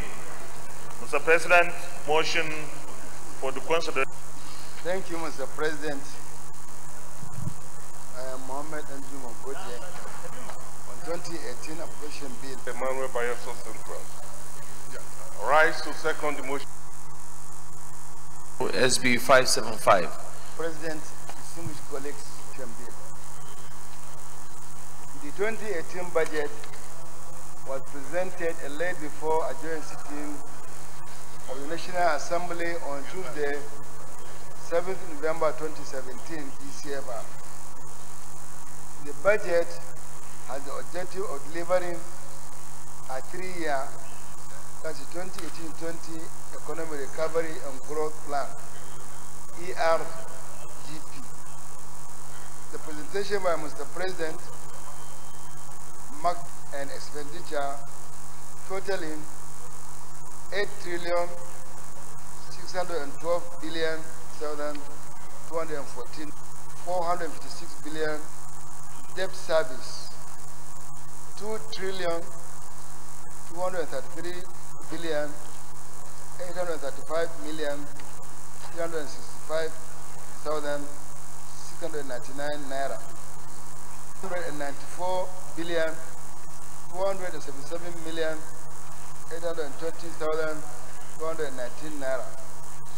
Contribution to Development Fund for the capital expenditure, 113,222 naira.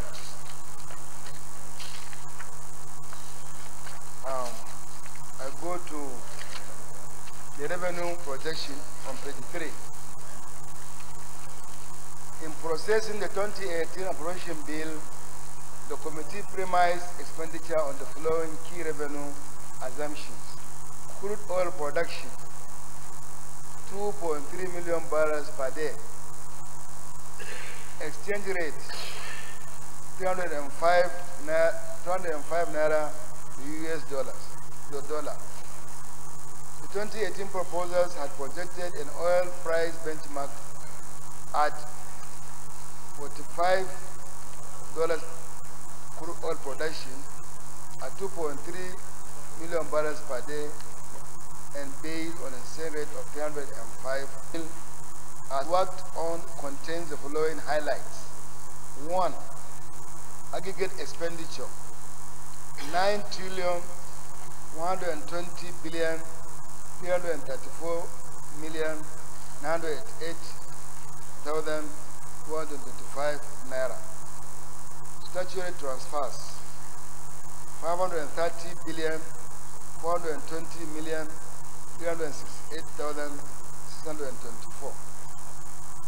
3. Debt service, 2,203,835, 3,512,677,902,077 naira.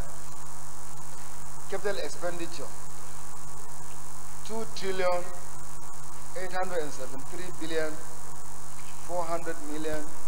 Getting directly involved in determining what the facts are not clearly available to all of us. 775 naira. Deficit to GDP minus 1.73%. Special intervention as a result of increase in oil price benchmark. It will be recalled that the executive came with a benchmark of $45 per barrel, and the benchmark per barrel. The press was reporting an increase by the National Assembly, but this increase of $6 money was applied to some critical areas, some of which are the following. 1, the deficit was reduced by 50.800 was applied to security. Decided to implement the National Health Act which provides that at least 1% of the commitment to implement this act in order to work in full collaboration with our foreign donors, €1 billion for the implementation of this Health Act. 4, money was applied in getting accreditation because of lack of basic facilities. And the problem of meal subsidy in our unitary schools have very successful take-off and get accredited by the NUC. 6, the Judiciary, in compliance with their cry for additional funds, were given additional 10 billion naira in fact money, almost $1 trillion by the federal government, in order to alleviate and reduce the suffering of that corporation, in order to stabilize and get stabilize set aside in the attached details, which include projects and programs in other priority areas of the economy. This $1 trillion to 9.1 emphasize this thing was just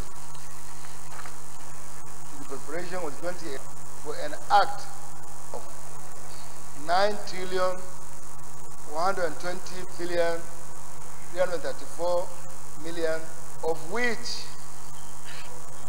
naira is for statutory transfers, while 2,285,600, 3,000,077 naira is for the current non-debt expenditure, while 400,331,825 naira is for the year ending, as the case may be. As conclusion for the support given to the committee, I also wish to seize the opportunity to thank the entire Nigerian public for their patience, including the media. Your Excellency, distinguished colleagues, I rise to second the motion ably moved by distinguished Senator Danguji Mogoje. The breakdown and the information that this budget is going to run 12 calendar months we have taken a long time taking care of. I think this is a budget of hope, the budget of progress, and I so second you. Thank you, Mr. President, distinguished colleagues. Inasmuch as I support item number 5 that talked about special intervention as a result of increase in oil price benchmarks, public account made mention about some certain funds that is needed as an intervention clarification, because without it being, won't have that reoccurrence again. Just a clarification, sir. But I want to appreciate the committee and the chair for doing a very wonderful job. Thank you. Senator Koji, you want to respond to that quickly? I want to respond, Mr. President. Thank you, Mr. President. We didn't include the issue of subsidy because the amount is huge. It's in trillions. I wrote to this chamber requesting for approval, which is the approval for the expenditure. We assume that it should come under supplementary. So the issue of subsidy may likely come in supplementary. Manager Delta South.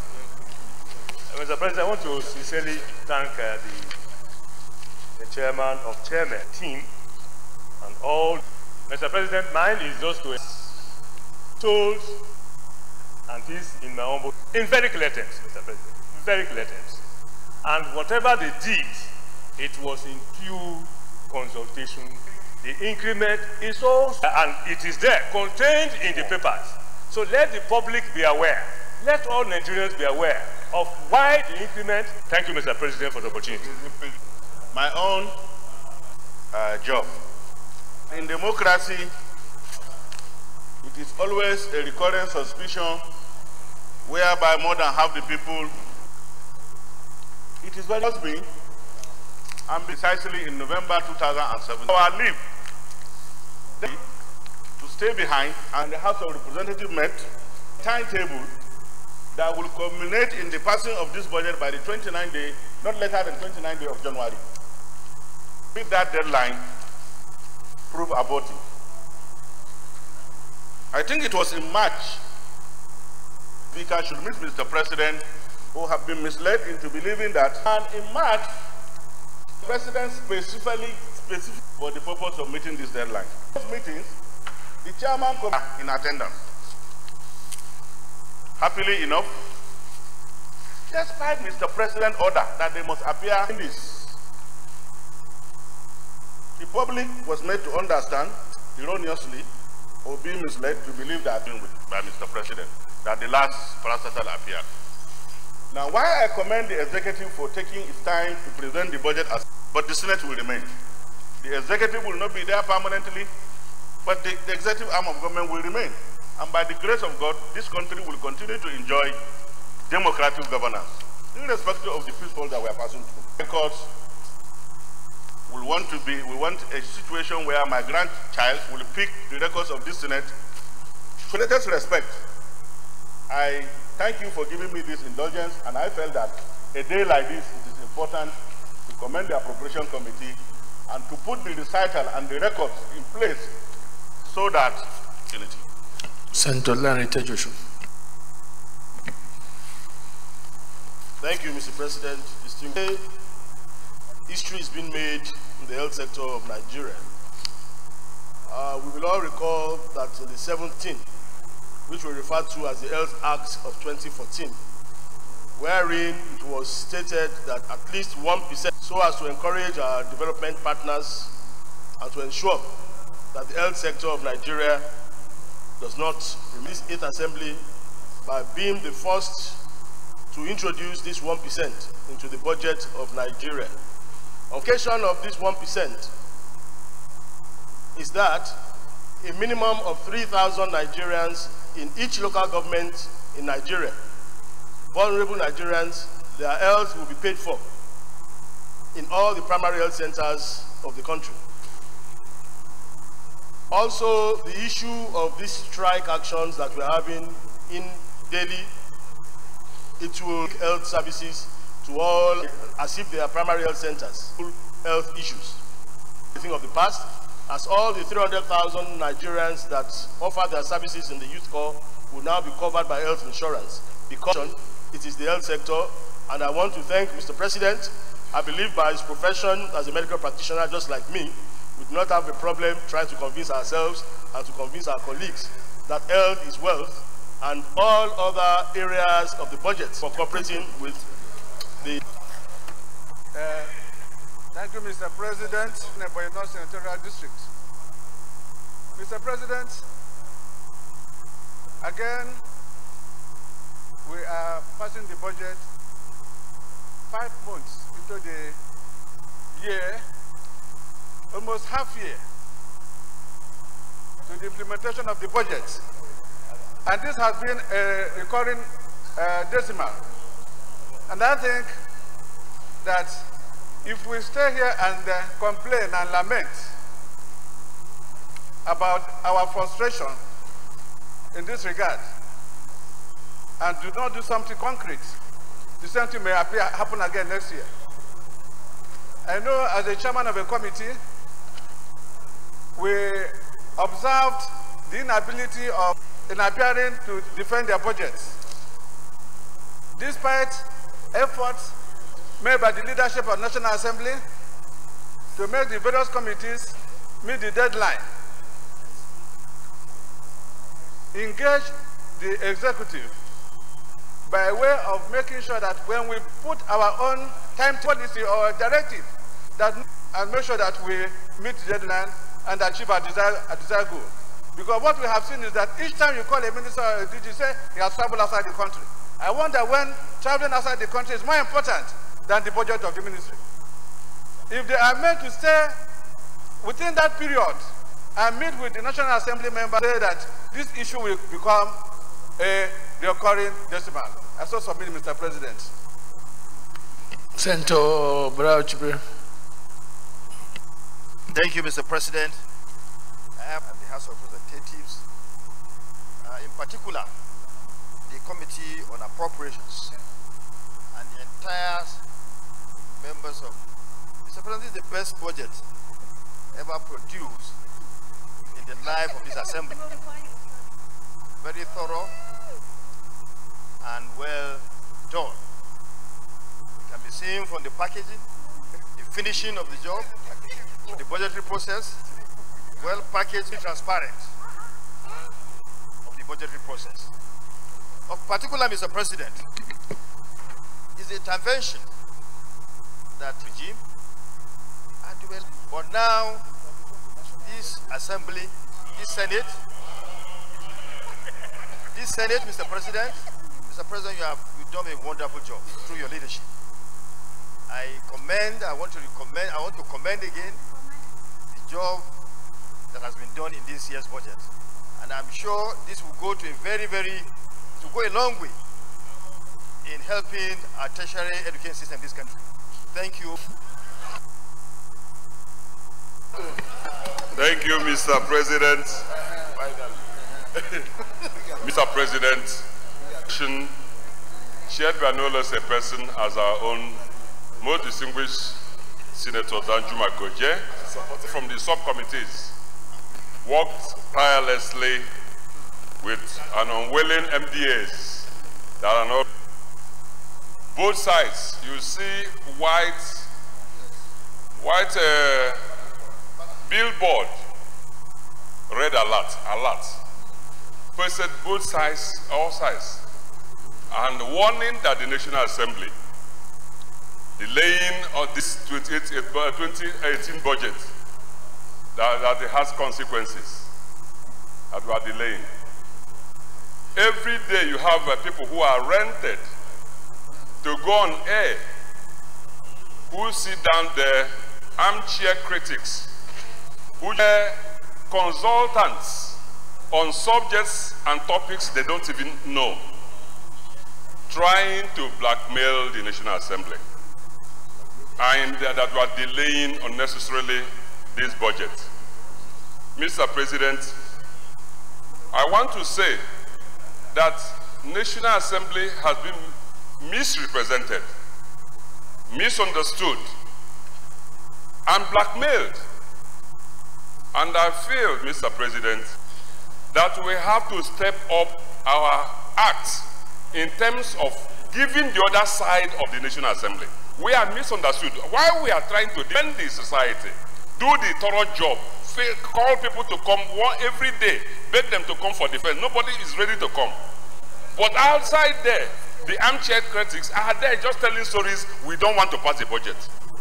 Not knowing that budget making is a process. I'm recommending that we have to have a plan how we will make timetable, get the people who are supposed to be informed on televisions, work out what we're doing here.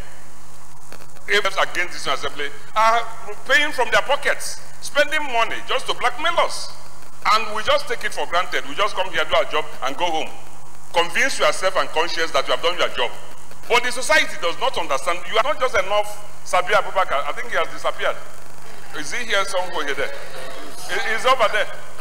It's not just enough to just get there and 2-3 minutes and disappear. It's not because we are misrepresented and misunderstood.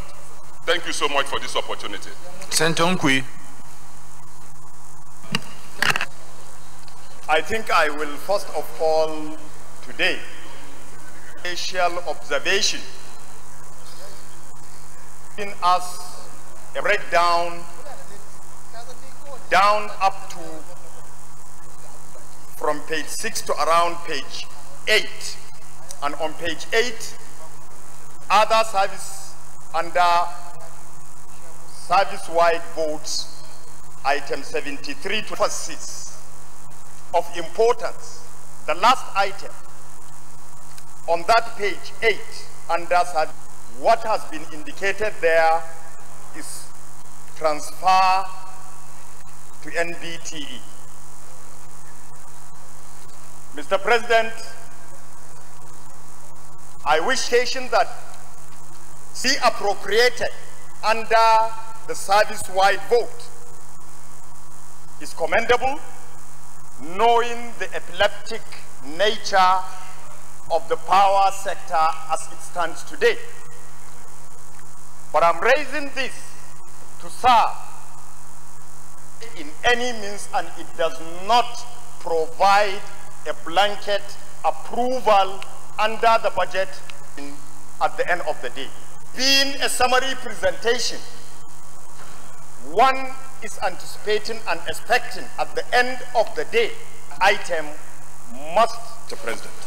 Yes, point of order. Some of the issues contained in the bill itself, so that if we agree, then we may have to let our colleagues in the House of Reps know to avoid any conference and lay before each House of National Assembly at any time in each financial year estimates of the revenue and expenditure of the Federation for the next following financial year.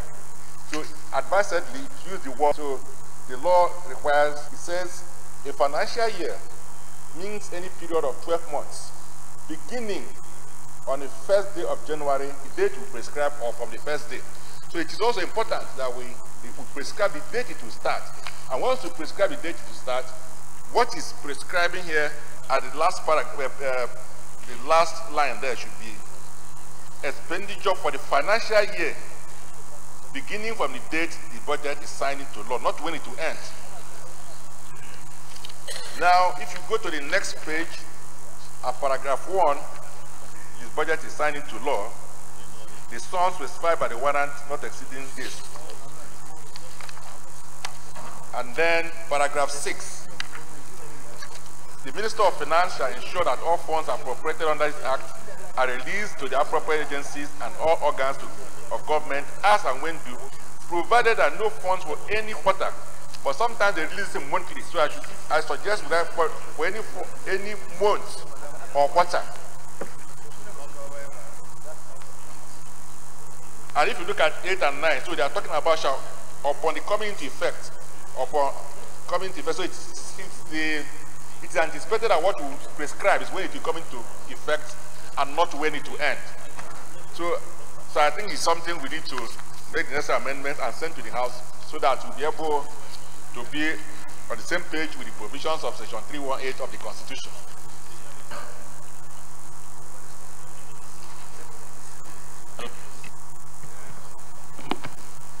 Mr. President, my distinguished colleagues, I am Kabiru Gaya, represent the people of Kano South from Kano State. Mr. President, first of all, I want to commend the Appropriation Committee and the leadership of the National Assembly for at least looking into issues that were really seriously and they were never attended to before. The intervention in the 2017 budget, but they were not included in the 2018 budget. So bringing this budget, apart from that, when you look at the, if you look at the spread of the roads to Ibadan, to Ilorin, and then from Bida to Benin, and we have other roads in the southeast and also roads in the northeast. So the roads are spread across, and I'm proud that these roads in the budget of the Ministry of Works, I think there's a lot of improvement. So therefore, I commend the presidency. Samayo. Thank you, Mr. President. Distinguished colleagues, Samanyang Imo East. I would like to speak on the general principle of these budgets. First of all, I've commended the ministry by ministry. I understand, Mr. President, like I said, I'm speaking of general principle. I've looked at the budget of, but I remember, Mr. President, because I understand that some of, for instance, the Ministry of Solid Minerals, the minister in charge of that ministry is going on for election. I also understand that even the Ministry of Transport, Mr. President, so we must, the committees must be able to go strictly and look at the oversight function, because they thought about issue of padding, because they didn't understand what it is. They said, Mr. President led a budget of 8.6, without knowing that this increment was as a result of the plight of Nigerians. which these monies are important, we must look at the oversight very strictly, because this election period, Mr. President. So I think that it is important, the domain, for them to understand item by item what has transpired. It is important because I wasn't feeling confident themselves because they don't have the interest of to the health sector. You know, for the 1% agreed by the National Assembly. So I think this must be put in, you know, a perspective so people to understand. Because if we do not do that they are going to conform with. Thank you, Mr. President, the distinguished colleague, the leadership of both chambers, and also by extension, the chairman of appropriation of both chambers. That we have is the extent the executive have complied with the act passed by this National Assembly in 2017. But I want to believe strongly that the committee at the committee stage will have looked into all this. My emphasis will be on implementation. The 2018 budget is about to be passed by the National. We are much interested as passed by the National Assembly. If there is need for this same page, because it is will not be tenable to us. Yes. Because that is the only way that Nigerians who have voted for us, who have put us in office, can feel the dividend of democracy.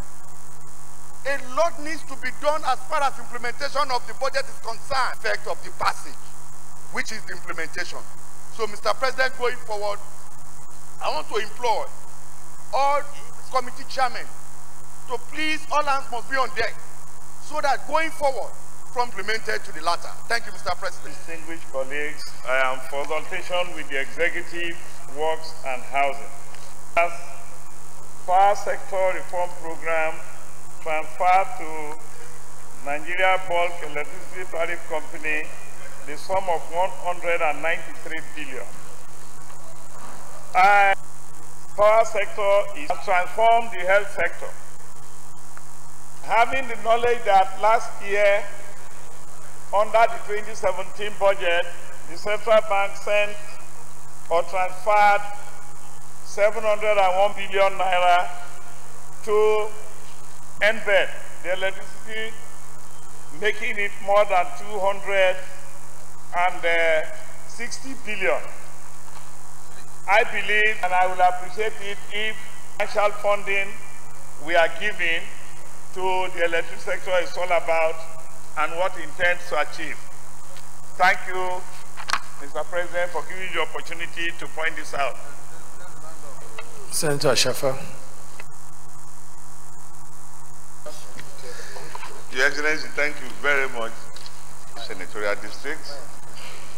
Mr. President, what I have observed and what presentation has been able to stay focused.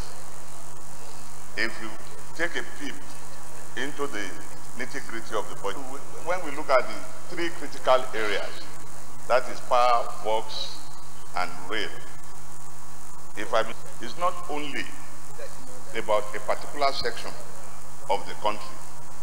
It goes into the nooks and corners, power on Ibadan Expressway, which is going to be completed before the end of next year. The major lighting will be completed to get the transmission lines and substations on that route is on course in the 2018 budget. Senator Ashafa, I now want to open up this discussion like a secondary discussion. With all due respect, let you yield to leader and let it allow us to go into the Committee of Supply and move forward. Otherwise, we will go, once you finish now, others will now, and we enter to a second reading debate. In conclusion, Mr. President, I want to have the resolute in doing the consecration today and passing the budget. Thank you very much. Thank you, Leader of the Senate. I want to... Your mic. He knew he's not there.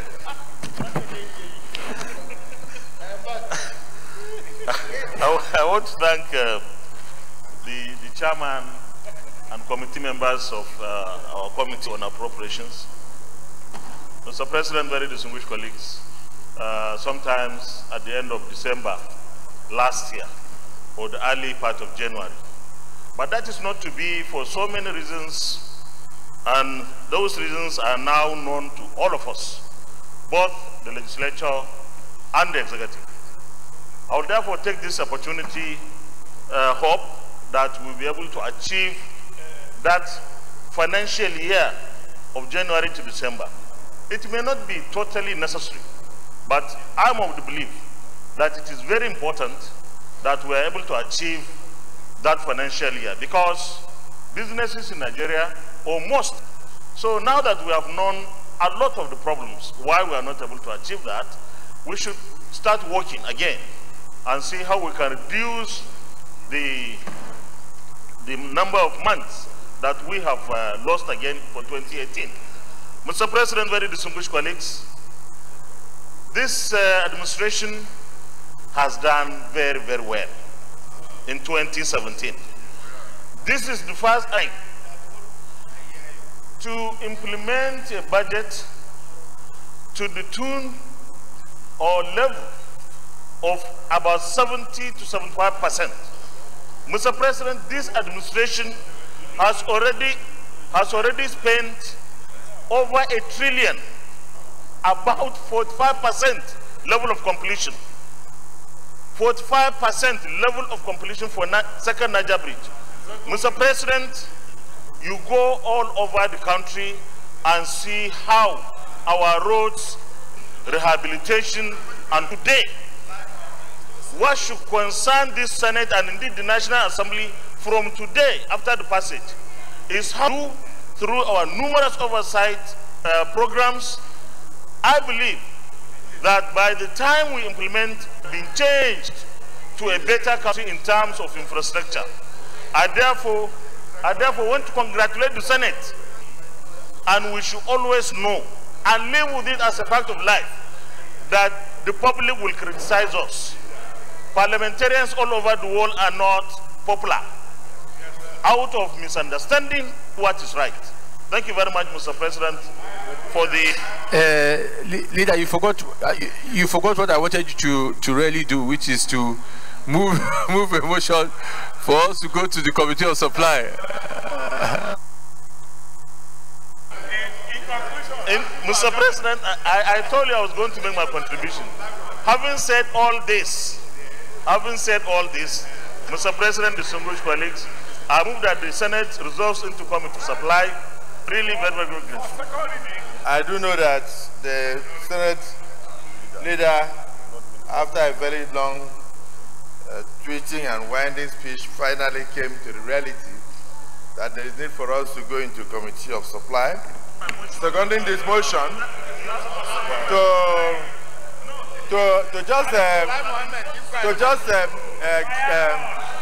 to clarify a few issues. The first is that the Senate leader, while speaking, went into the issue of the implementation of the budget of 2017.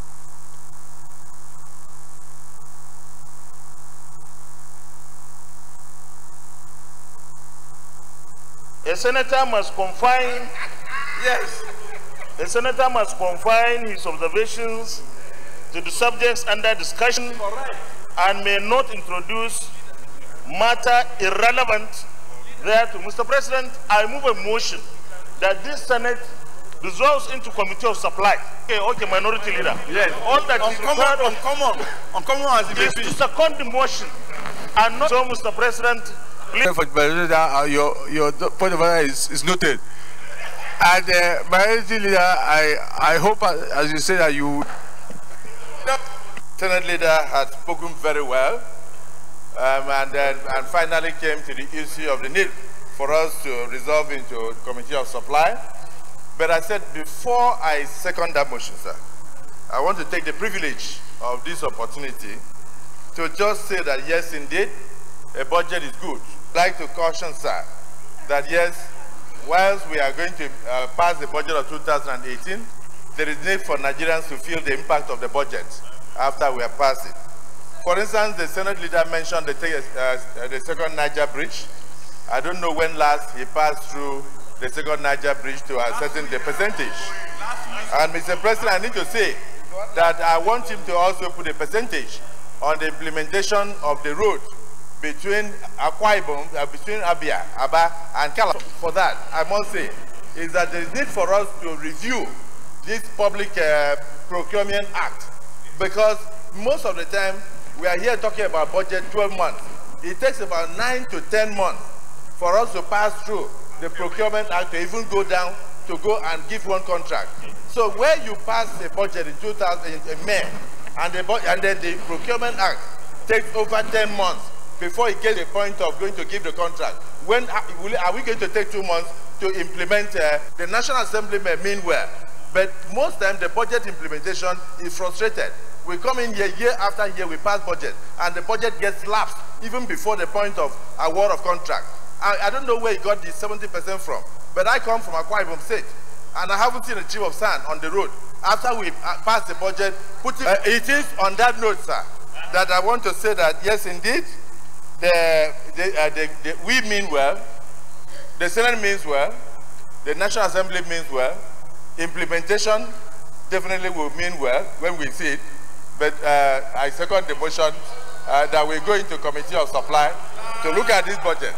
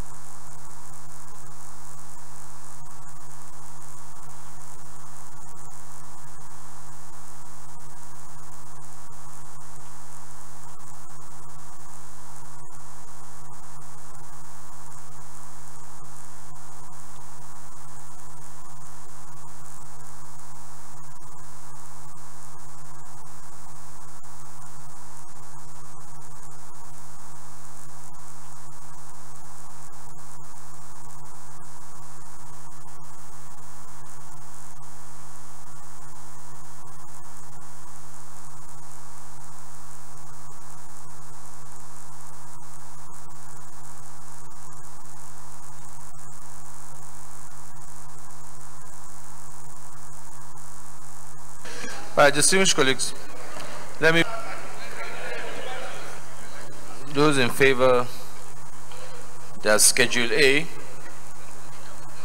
that is statutory transfer, 421,368,624 for the head of statutory transfers, that is National Judiciary Council, Niger Delta Development Commission, part payment to NDDC outstanding liabilities on FGN, Universal Commission, stand part of the Schedule A. Those in support say aye. Those against say nay. The ayes have it. Schedule B, debt service, that the sum of 2,335,835,365,699 for the head debt service. Favor say aye. Those against say nay. Ayes have it.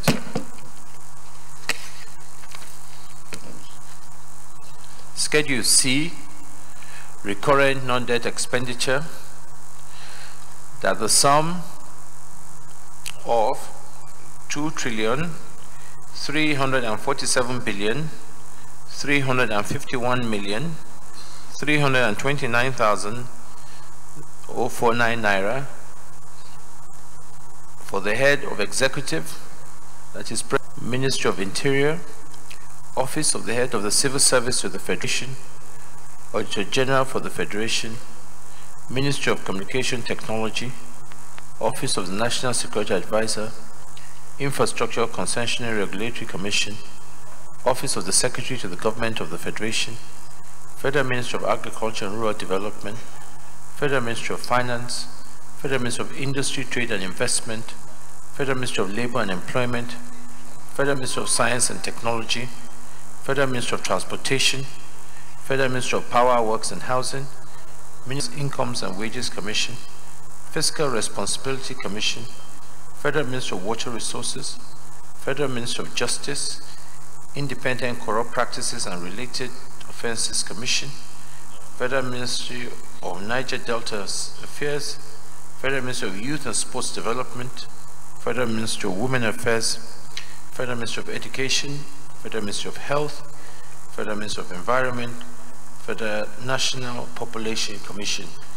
Stands part of the executive subtotal schedule. Those in support say aye. Those against say nay. The ayes have it. Those in favor that the sum of 14,602,643,641 naira for the head of federal executive bodies, that is Code of Conduct Bureau, Code of Conduct Tribunal, Federal Character Commission, Federal Civil Service Commission, Police Service Commission, Revenue Mobilization, Allocation and Fiscal Commission, stand as part of the schedule of federal executive bodies. Those in favor say aye. Those against say nay. The ayes have it.